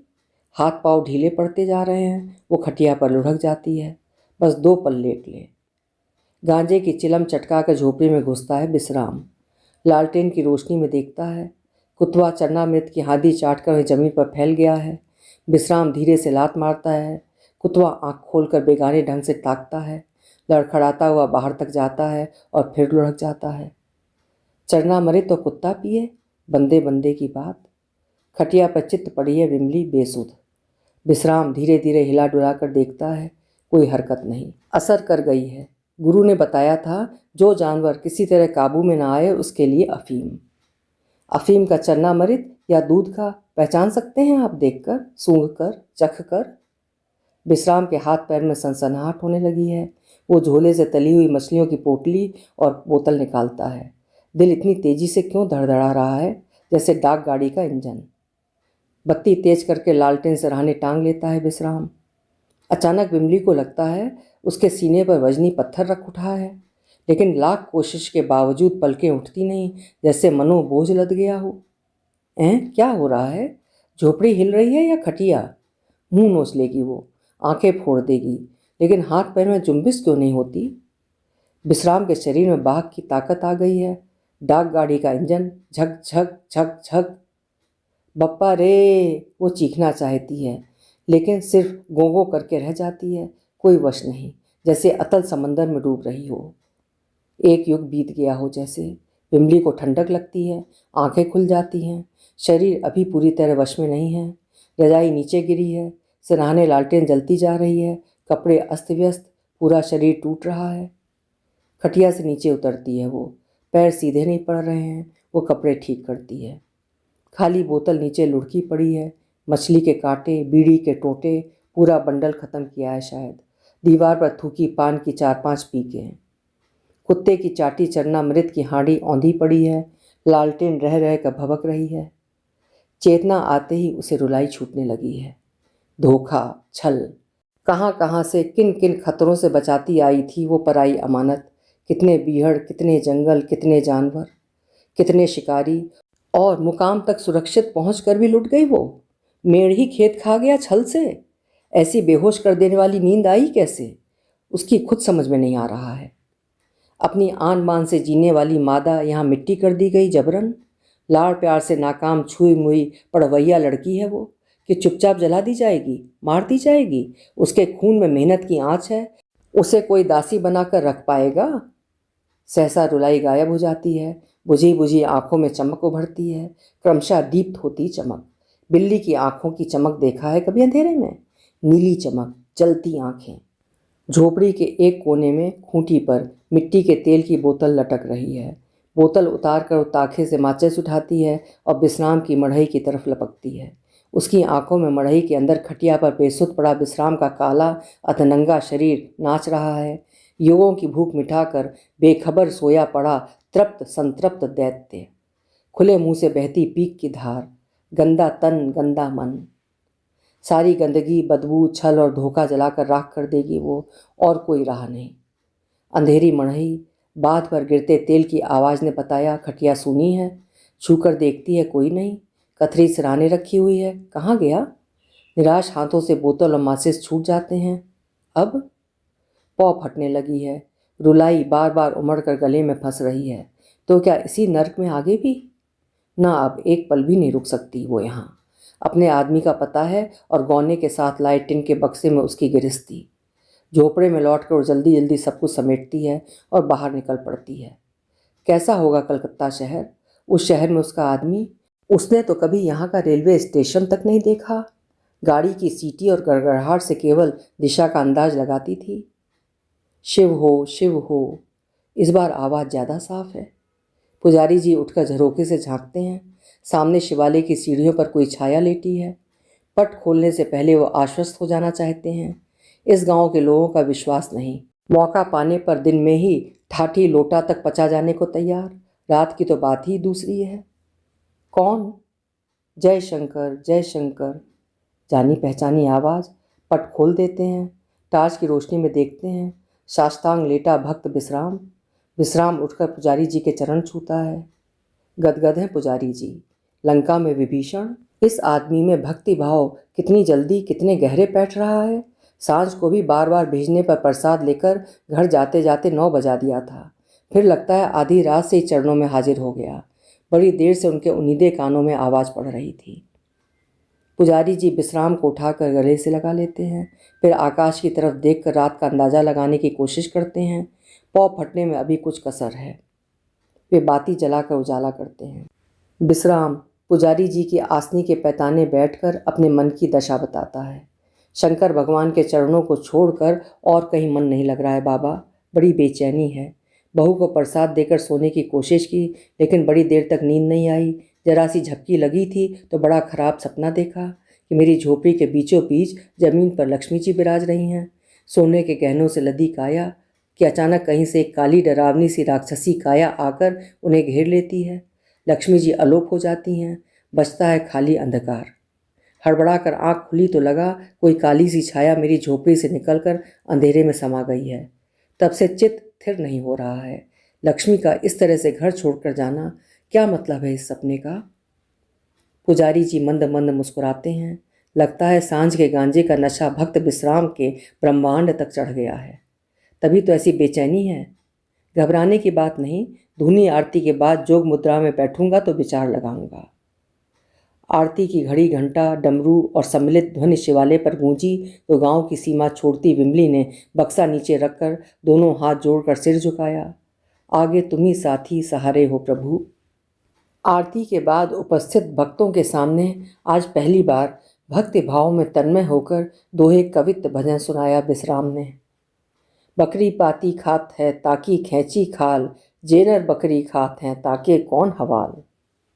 पुजारी जी ने भविष्यवाणी की कि साधना जारी रही तो भक्त विश्राम अच्छा भजनीक बनेगा।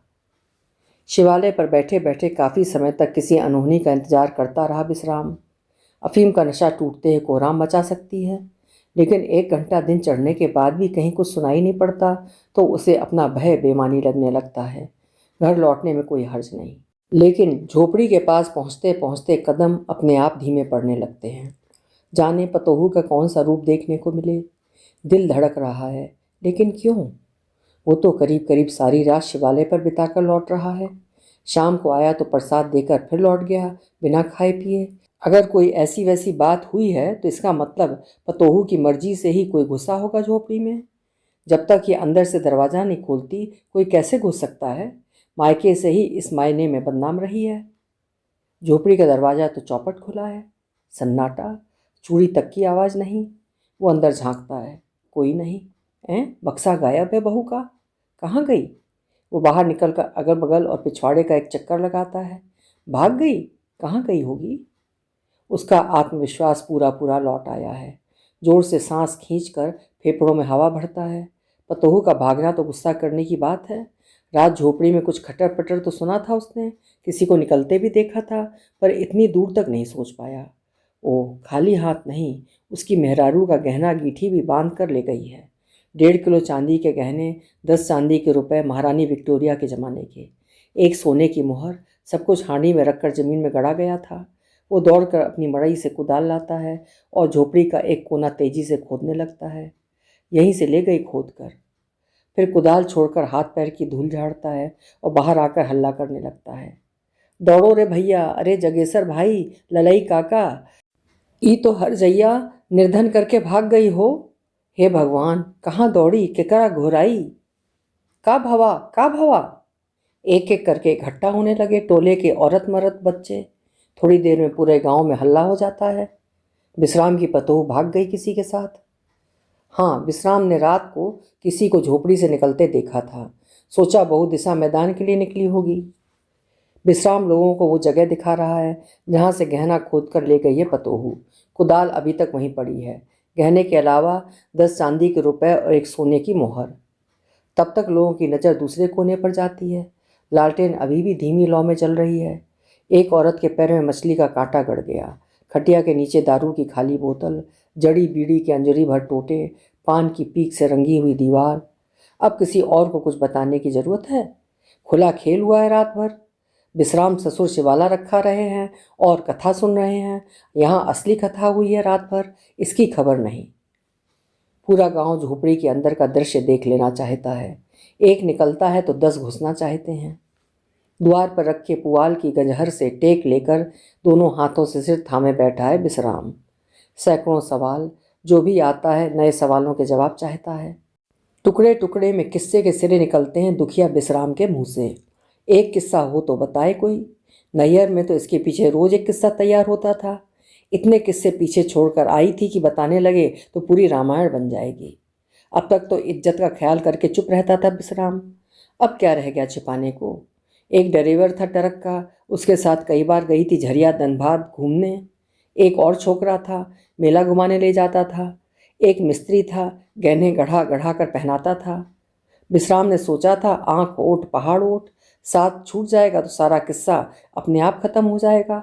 सपने में भी नहीं सोचा था कि लोग यहाँ तक धावा बोलेंगे। भगवान जाने कौन कौन कब से आता था। नैहर से भाग जाती तो कम से कम विश्राम की और इस गांव की नाक तो न कटती। गांव की नाक? इस तरफ तो किसी ने ध्यान ही नहीं दिया। गांव की नाक काट कर भाग जाएगा कोई और गांव के लोग चुपचाप देखते रह जाएंगे। किधर गई होगी? नैहर? किसी के साथ भागेगी तो नैहर क्यों जाएगी? गाड़ी पकड़ेंगे लोग या बस? रेलवे स्टेशन और बाजार की बसों की तलाश होनी चाहिए। अगर रात वाली गाड़ी से निकल गए होंगे तब तो गए हाथ से। अगर 10 बजिया गाड़ी पकड़ने की ताक में होंगे तो बच के नहीं जा सकते। बात की बात में 8-10 साइकिलें निकल आती हैं। 2 गोल बन गए हैं। एक गोल बसों और टैक्सियों में खोजेगी बाजार में, दूसरी रेलवे स्टेशन देखेगी। एक एक साइकिल पर 2-2 3-3 लोग सवार। तब तक एक औरत की नज़र विश्राम की मड़ई में खटिया के नीचे लुढ़के मिट्टी के तेल की बोतल और तेल से गीले माचिस पर पड़ती है। खटिया के बांध और सिरहाने रखी कथरी पर मिट्टी का तेल गिरा है। एक बार फिर पूरी भीड़ मड़ई को घेरती है। विश्राम भी उठकर आ जाता है। इसका मतलब शंकर भगवान ने ही उसके प्राण बचाए। भोर में ही वो शिवालय पर नहीं गया होता आरती करने तो इस समय उसकी जली हुई लहास ही दुनिया देख रही होती। शिव हो, शिव हो। ऐसी खतरनाक जनाना तो आज तक इस गांव में नहीं आई थी भाई। औरतों में चरित चर्चा चल रही है। किस किस औरत ने कब कब गांव की नाक काटने वाला काम किया था, किसको संदेह था इस औरत की बदचलनी पर। गाय भैंसे खूंटे पर रंभा रही हैं, उन्हें खोलकर चराने ले जाने वाला कोई नहीं है। छोटे बच्चों को इस तमाशे में कोई रुचि नहीं, लेकिन उन्हें रोटी पानी देने वाला कोई नहीं है। गांव में तरकारी भाजी सिर पर लाद कर बेचने वाली मोराइनों का सौदा लेने वाला कोई नहीं है। सभी विश्राम के दरवाजे पर। दूर दराज घरों की औरतें विश्राम के टोले की औरतों की बकलोली पर तरस खा रही हैं। इतनी बड़ी बात सूंघ नहीं सकी कोई। उल्टे विश्राम को ही बदनाम करने वाली उल्टी सीधी खबर उड़ाती थी मंतोरिया की माई। अरे मंतोरिया की माई भी तो अपनी भरी जवानी में पूरे गांव को न्योत्ती घूमती थी। अपना पक्ष सभी को भाता है। डीजल की महतारी हाथ फेंक कर अचानक आवाज़ ऊंची कर देती है। टोले वालों के ताने सुनते सुनते विश्राम के दिल में घाव हो गया था। झूठा अकलंक। बेचारे ने रात दिन एक करके अपने सोने के लिए अलग मड़ई तैयार किया। बाल विधवा बिरजा कहती है। वही तो गलती हुई, डीजल की महतारी चीख चीख कर बोलती है। न झूठा अकलंक मंतोरिया की माई लगाती, न विश्राम दूसरी मड़ई छवाता, न बहू को खुलकर खेलने का मौका मिलता, न आज गांव की नाक आधे पर से कटती। डीजल की महतारी मंतोरिया की माई का नाम सान्ना नहीं भूलेगी। जहाँ पिछले साल मंतोरिया के छोटे भाई का ब्याह हुआ है, वहाँ डीजल की शादी 2 साल पहले से तय थी। इसी औरत ने डीजल का रिश्ता कटवाकर अपने लड़के का रिश्ता जोड़ लिया। ब्याह में मिली मुर्रा भैंस जब तक मंतोरिया की माई के खूंटे पर रहेगी, डीजल की माई का कलेजा ठंडा कैसे हो सकता है? 10 किलो दूध देने वाली भैंस। वो पूरे विश्वास के साथ दावा करती है कि विश्राम की पतोहू को भगाने में मंतोरिया की माई का हाथ है।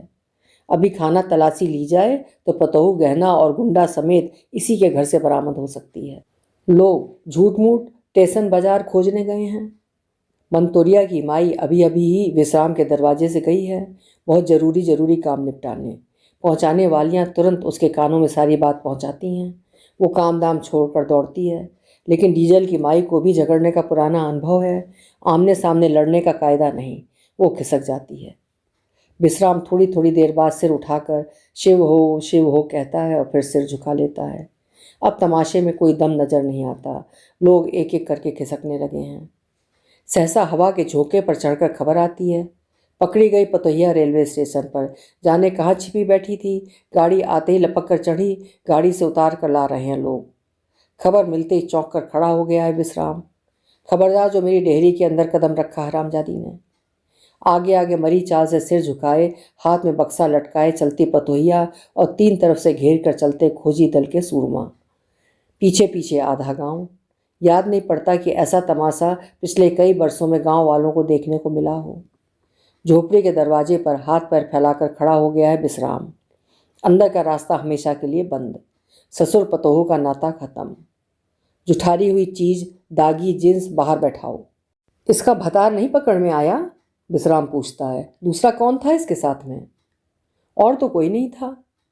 रहा कैसे नहीं, बगल में या सामने सांवला सा नौजवान मूछ वाला? हाँ, सामने की सीट पर एक नौजवान बैठा था, मूछ भी थी। पूछता था क्यों पकड़ रहे हो औरत को? वही विश्राम बताता है। वही था ड्राइवर, पुराना यार इसका।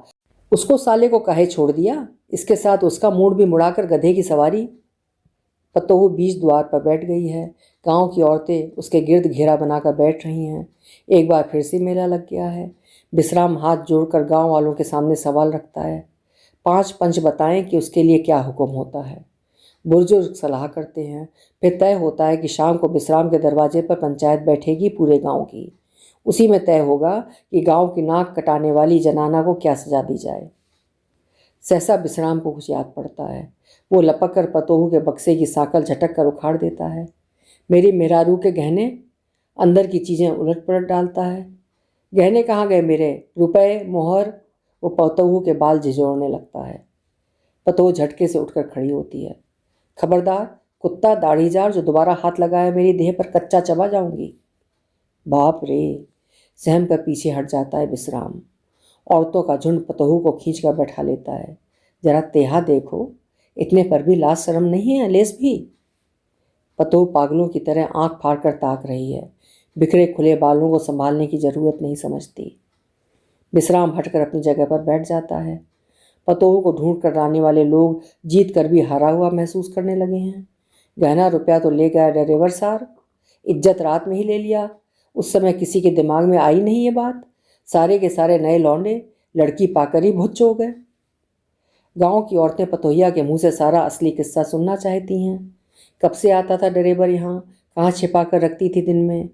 एक औरत ने आंचल के खूंट में बंधा टिकस ढूंढ लिया। किसी पढ़वैया लड़के को बुलाओ तो पढ़कर बताए। पतोहू की तरफ से कोई जवाब ना पाकर औरतों को चिढ़ हो रही है। आजकल की लड़कियों को महीना खांड भी सब्र नहीं।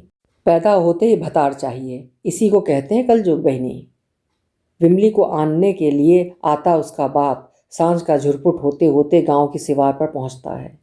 खेतों में काम करने वाले 1 छोड़ 10 लोग उसकी बेटी की कलंक गाथा सुनाने के लिए घेर लेते हैं। सुनकर कान बंद कर लेता है विमली का बाप। विमली की माँ सामने होती तो लात जूतों से हीक भर मारने से शायद कलेजे की जलन कुछ ठंडी होती। विदाई से पहले वो इसी चिंता में रात दिन डूबता उतराता था। विदा किया तो लगा छाती से पहाड़ टल गया। कौन जानता था कि भट्ठे पर सीखा गुण यहाँ आकर दिखा देगी। डरेवर साला हरामजादा, एकरी बहनी का। अब क्या मुंह लेकर आगे बढ़े हो? कालिक पुता मुंह, ऐसी बेटी का मुंह देखने से भी महापाप चढ़ेगा। अब कौन किसकी बेटी, कौन किसका बाप? पंच लोग पा गए पंचायत में तो सिर पर जूते रखवाएंगे। अंधेरे का फायदा उठाकर वो उल्टे पैरों लौट पड़ता है। अंधेरा होते ही गांव के लोग पंचायत के लिए जुटना शुरू हो जाते हैं। तेरस का चांद अंधेरे को चीर कर निकलता है, तब तक पंचायत जम जाती है। ये पंचायत जातीय पंचायतों से अलग है। जातीय पंचायत एक जाति की होती है, उसी जाति के पंच, उसी के सरपंच। ये पंचायत समाजी है, पूरे गांव समाज की। इसमें सभी जाति के पंच हैं, एक एक। किसी और का मामला होता तो जातीय सरपंच विश्राम चुना जाता, लेकिन आज तो वो फरियादी है। बोधन महतो, जो विश्राम के स्वजाति हैं, सरपंच चुने गए। डीजल का बाप खास पंच। शिवालय के पुजारी जी ने पंच बनना मंजूर नहीं किया। वे गृहस्थ नहीं हैं, बाल ब्रह्मचारी हैं, लेकिन ज़रूरत पड़ने पर अपनी बात रख सकते हैं। इसके अलावा बाकी लोगों को भी सवाल उठाने और अपनी बात रखने की आज़ादी है। बच्चे मर्दों के बीच में ही टाट पर इधर उधर घुसे हैं। औरतें तनिक हटकर अलग गोल बनाकर बैठी हैं, लेकिन इतना सटकर कि एक एक सवाल, एक एक जवाब साफ साफ सुनाई पड़े। चारों कोनों पर चार मशालची मशाल लेकर खड़े हैं। बीच में एक चलता मशालची। जो भी बोलने के लिए उठता है, चलता मशालची हाथ बढ़ाकर मशाल बोलने वाले के चेहरे की तरफ कर देता है। पंचायत का मुद्दा जग जाहिर है, फिर भी रिवाज के मुताबिक विश्राम पंचों के बीच में खड़ा होता है। कंधे पर पड़ा अंगोछा माथे पर लगाकर पंचायत को शीश झुकाता है और अरदास करता है। पंचों, पंचायत के बीच में जो जनाना बैठी है, मेरी पतोहू है, सो आप सभी जानते हैं। मेरा लड़का परदेश गया है। गौना कराने की कोई जल्दी नहीं थी, लेकिन लड़की के बारे में इसके नैहर से जो खबर मिलती थी, उसे सुन सुनकर कान पक गए थे। ये सोचकर कि नैहर छूटेगा तो सब ठीक हो जाएगा, गौना करा लिया। यहाँ आने पर गलत सही बात देखने पर टोका टाकी शुरू की तो मेरे टोले के लोगों ने मेरी ही गलती निकालना शुरू कर दिया। सो भी आप लोग थोड़ा बहुत सुने ही होंगे। 5 पंच की बात सुनकर मैंने अलग मड़ाई तैयार किया, लेकिन यही गलती हो गई। नज़र से दूर होने का नतीजा हुआ कि पतोह हाथ से बेहाथ हो गई। ड्राइवर के साथ पहली बार नहीं भागी है ये। मेरी मरी मेहरारू का गहना गुड़िया हाथ से गया, इसकी चिंता नहीं है मुझको। जांगर रहेगा तो फिर कमा लूँगा, लेकिन इज्जत पर बट्टा लगा दिया, मेरे साथ साथ गांव की इज्जत पर। उसका क्या होगा? अब सारा मामला पंच के सामने है, जो चाहे उसको सजा दें, जो चाहे मुझको। हाँ, मेरा कसूर है कि मैं कथा कीर्तन में रमा रहा, इसे रखा नहीं पाया, चौकीदारी नहीं कर पाया। वैसे हम ये जरूर कहेंगे कि कथा कीर्तन के कारण ही मेरी जान बच गई, नहीं तो अब तक मेरी जली हुई लहास पंचों के बीच में होती। विश्राम हाथ जोड़कर अपनी जगह पर बैठ जाता है। थोड़ी देर के लिए सन्नाटा हो जाता है। सबकी नज़र फिर एक बार औरतों की गोल में बैठी पतोहू की तरफ उठती है, लेकिन चांदनी में ज़्यादा साफ नहीं दिखता। सरपंच बोधन कहते हैं, पतोहू को पंचों के बीच में खड़ा किया जाए। 2-3 औरतें बाँह पकड़कर पतोहू को बीच में लाती हैं। मशालची मशाल आगे कर देता है। पतोहू सिर उठाकर खड़ी होती है। कोई इलाज नहीं, कोई डर नहीं, सिर पर आंचल नहीं। पूरी पंचायत को ठोकर मारती नजरें। ये बात सबको खलती है। देखो लड़की, तुम पंच के बीच में खड़ी हो। पंच के बीच माने भगवान के बीच। यहाँ ना कोई किसी का हेतु है ना मुद्दई। यहाँ जो भी बोलना होगा सच सच बोलना होगा। भगवान को हाजिर नाजिर जानकर बोलना होगा। मंजूर? स्वीकृत में सिर हिलाती है पतोहू। तुम घर से किसके साथ भागी? काहे भागी? किसी के साथ नहीं, अकेले भागी। अपने आदमी के पास जा रही थी कलकत्ता। तब गहना रुपया किसको दे दिया सास का? मैंने कोई गहना रुपया नहीं खोदा, ये सब झूठ है। झूठ है? रात को तेरे साथ कोई आदमी था झोपड़ी में, दारू पी गई, मछली खाई गई, क्या ये भी झूठ है? ये सच है। तू मिट्टी के तेल की बोतल और माचिस लेकर विश्राम की मड़ई में गई थी, ये सच है कि झूठ है? सच है। क्यों गई थी? गई थी इसे मिट्टी का तेल डालकर फूंकने। काहे? क्योंकि रात मेरी झोपड़ी में दारू पीने वाला, मछली खाने वाला और मेरे साथ मुंह काला करने वाला जानवर यही था। मैं इसे जिंदा जलाना चाहती थी, लेकिन ये बच गया। अब मैं इसका कच्चा मांस खाऊंगी। पतोह विश्राम की तरफ लपकती है। थोड़ा हो हल्ला होता है। लोग उसे पकड़ कर बैठा देते हैं। पंचायत में भनभनाहट होने लगती है। विश्राम को अब डरने की जरूरत नहीं। वो हाथ जोड़कर खड़ा होता है। पंचों से मेरी एक अरदास है। यहाँ पर शिवालय के पुजारी बैठे हैं, पंच उनसे पूछ सकते हैं। रात 10-11 बजे तक तो मैं कथा में व्यस्त रहा शिवालय पर। फिर घर आया, खाना खाकर जरा कमर सीधी किया, ठीक से झपकी भी नहीं आई, और फिर सीधा शिवालय की सीढ़ियों पर जाकर पड़ गया। आधी रात को बाबा जी उठे तो मुझे सीढ़ियों पर पड़ा पाया। मैंने इसके साथ मुंह काला कब कर लिया। मछली कहाँ बैठकर पकाया। दरवाज़ा तो ये अंदर से बंद करके सोती है, उसे कब कैसे खोल लिया। और ये सब हुआ तो इसने हल्ला गुल्ला क्यों नहीं किया। पुजारी जी ने सिर हिलाकर समर्थन किया। 2-3 घंटे मुश्किल से शिवालय से हटा होगा विश्राम, बल्कि सपने की चर्चा भी उसने की थी। सवेरे आरती कराई, भजन सुनाया। पंचों के लिए सचमुच सोचने की बात है। तू झोपड़ी अंदर से बंद करके सोती है, विश्राम बाहर मड़ई में सोता है, फिर ये अंदर कैसे घुसा। वो प्रसाद लेकर शाम को आया। मैंने प्रसाद ग्रहण किया। फिर मुझे आलस आ गया, नींद आने लगी। मैं बिना दरवाज़ा बंद किए लेट गई। ताज्जुब की बात, लेकिन जब तेरे साथ गलत काम होने लगा तब भी तेरी नींद नहीं टूटी। जरा सी टूटी थी, लेकिन आँख खुलती ही नहीं थी, जैसे नशा चढ़ा हुआ था। नशा चढ़ा था तो इतनी जल्दी उतर गया था नशा। बताइए भला, ये विश्वास की बात है। औरतों के साथ ऐसा वैसा काम हो और उसकी नींद न टूटे, ऐसा कल जुगी बयान। और मछली कहाँ पा गया विश्राम, वो तो दिन भर शिवालय पर था। इसका क्या जवाब दे पतोहू। बाल विधवा बिरजा बैठी सोच रही थी, अगर वो कह दे कि मछली का चिकना तो उसी से बनवाया था विश्राम ने, शिवालय से लौटते समय लेते हुए आया था, तो अभी सारी पंचायत उलट जाएगी। लेकिन तब उससे भी पूछा जा सकता है, कितने साल से वो विश्राम का चिकना बनाती रही है। आगे से चिकना बनाना बंद हो जाएगा सो अलग। मंतोरिया की माई से नहीं रहा जाता। वो उठकर खड़ी हो जाती है। एकदम ठीक बोलती है पतोहू, मैं गवाह हूँ। एक दिन मैं खुद गई थी इसकी झोपड़ी में। वही दारू की बोतल, वही बीड़ी के टोटे। पुराना पापी है बेशरमवा, महागीध। घटियारी शुरू से इसके मन में बसी है। किसकी औरत है ये, जनाना की जात। बिना बुलाए कैसे कूद पड़ी बीच में। छुट्टा छोड़ी गई है क्या। कौन है इसका आदमी। कुछ लोग मंतोरिया की माई को डांट कर बैठा देते हैं। फिर विचार विमर्श होने लगता है। अगर शुरू से घटियारी की बात मान ले तो आज तक पतोहू ने मुंह क्यों नहीं खोला कभी। विश्राम फिर भयभीत होता है। वह हाथ जोड़कर खड़ा होता है। पंचों, मेरी पतोहू को बिगाड़ने में इसी औरत का हाथ है, मंतोरिया की माई का। पतोहू से सवाल किया जाए कि क्या ड्राइवर वाला किस्सा झूठा है, कुईसा मिस्त्री का गहना गुड़िया गढ़ाना झूठा है, ट्रैक्टर चलाने वाले लड़के के साथ मिला देखना झूठा है। फिर सवाल, सवाल पर सवाल। पतोहू एक एक सवाल का जवाब देती है। ड्राइवर भट्टे पर आता है, उसे खाना बनाकर खिलाती थी। इसके आगे और कोई बात नहीं। बिल्डर ट्रैक्टर चलाता था। मेला देखने वो अकेले नहीं, भट्टे की सारी औरतों के साथ गई थी। कुईसा मिस्त्री की जनाना नहीं है, उसे जनाना की तलाश है, लेकिन उसके बाप के साथ कोई सौदा हुआ था, इसकी जानकारी उसे नहीं है। गहना गुड़िया उसने अपनी कमाई से बनवाया है। कुछ भी हो, लेकिन बदनाम रही है पतोहू मायके में, ये बात साबित होती। फिर उसका बयान भी यकीन के काबिल नहीं कि नींद के मारे वो बिना किवाड़ बंद किए सो गई, और ऐसी वैसी बात होने पर भी उसकी आंख नहीं खुली। और रात में ऐसी नींद में मतवारी हो रही थी तो सवेरे बताती।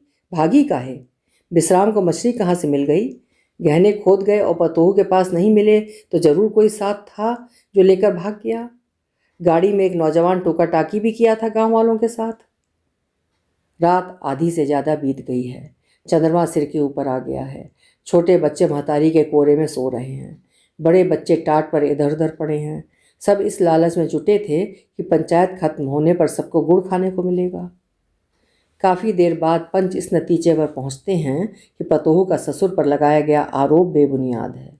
पतोहू ने रात अपने यार को बुलाया था, उसके साथ दारू पिया, मछली खाई, मुंह काला करवाया, गहना खोद कर निकलवाया, और सवेरे भागते भागते ससुर को फूंक जाना चाहती थी कि पीछे कोई ढूंढने वाला न बचे।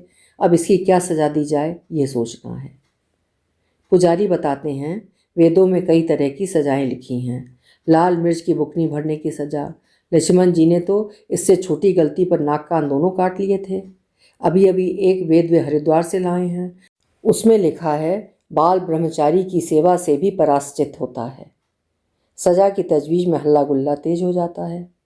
थोड़ी देर बाद पुजारी जी फिर कहते हैं कि अगर पहली गलती का ध्यान रखते हुए पंच सुधार का मौका देना चाहें तो 6 महीने के लिए शिवालय पर झाड़ू लगाने की सज़ा देना काफ़ी रहेगा। लेकिन इधर किसी का ध्यान नहीं है। पुजारी जी को लगता है कि लोग जानबूझकर उनकी सुझाई सजा की तरफ ध्यान नहीं देना चाहते। काफ़ी देर तक विचार होता है। अंत में बोधन महतो खड़े होकर फैसला सुनाते हैं। गांव के नाक कटाने वाली, गांव की इज्जत में दाग लगाने वाली जनाना को बेदाग नहीं छोड़ा जा सकता। अगर आगे थाना पुलिस तक बात जाती है तो भी गांव के लोग उसे चंदर करके झेलेंगे, लेकिन दागी जनाना को दाग करके ही नैहर भेजा जाएगा। चारों तरफ सन्नाटा, कुत्ते तक चुप हैं। अब सवाल है कि दागा कहाँ जाए। तो इसने अपने बेहवा, अपने सुहाग के साथ दगा किया है। जिस धर्म की रक्षा जान देकर भी करना औरत का धर्म माना गया है, उसे चिखना और दारू के नशे में फ्री में लुटा दिया है इस बदकार ने, बाहरी आदमी को। इसकी कोई माफ़ी नहीं है। इसके लिए तो ऐसी जगह दागना चाहिए कि न कहीं दिखाने लायक रहे न बताने लायक। लेकिन जुग जमाना बहुत बदल गया है। सड़ा हुआ मामला भी थाना पुलिस में जाता है तो 1000 से कम में बात नहीं होती। तो बदले में ज़माने में सुहाग से दगा की सज़ा है। सुहाग की निशानी, बिंदी, टिकली लगाने की जगह बीचों बीच माथे पर दगनी, जिंदगी भर के लिए कलंक टीका। एक पल के लिए रुकते हैं बोधन महतो। किसी को कोई ऐतराज़ हो तो बोलो, सबको मंजूर। तो आज अभी पंचायत के बीच लोहे की कलछुल की डांडी लाल करके दागने का काम विश्राम के जिम्मे। पतोह की निगरानी करने में चूक हुई, इसकी सजा। मंतोरिया की माई से फिर नहीं रहा जाता, वो फिर लपक कर बीच में आती है। ई अंधेर है, दगनी दागना है तो विश्राम और बोधन चौधरी के चूतर पर दागना चाहिए। कोई काहे नहीं पूछता कि बोधन की बेवा भौजाई 10 साल पहले काहे कुएं में कूदकर मर गई थी। गांव की औरतें मुंह खोलने को तैयार हो जाएं तो विश्राम की घटियारी के वो एक छोड़ 10 प्रमाण दे सकती हैं। वही आदमी बेबस बेकसूर लड़की को दागेगा और वही बोधन बड़का पगड़ पहनकर दगनी की सजा सुनाएंगे। यही न्याय है। ई पंचायत न्याय करने बैठी है कि अंधेर करने। मंतोरिया के बाप को इस बार सचमुच गुस्सा आ जाता है। इतने बड़े गांव में वही सबसे कमजोर मर्द है जो उसकी जनाना भरी पंचायत में गचर गचर बोले जा रही है। वो लपक कर औरत का बाल पकड़ता है और घर घर घसीटते हुए पंचायत से बाहर ले जाता है। अपने आदमी को क्या कहे वो। आदमी तो आदमी, हाथी हाथी होता है, महावत महावत, चाहे कितना ही कमज़ोर महावत क्यों ना हो। तब तक पतोह उठकर खड़ी होती है। मुझे पंच का फैसला मंजूर नहीं।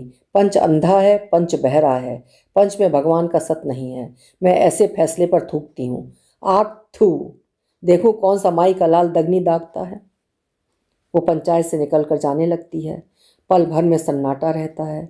डीजल का बाप ललकारता है, सब लोग चूड़ी पहन लिए हैं। फिर पकड़ो पकड़ो की आवाज़ें।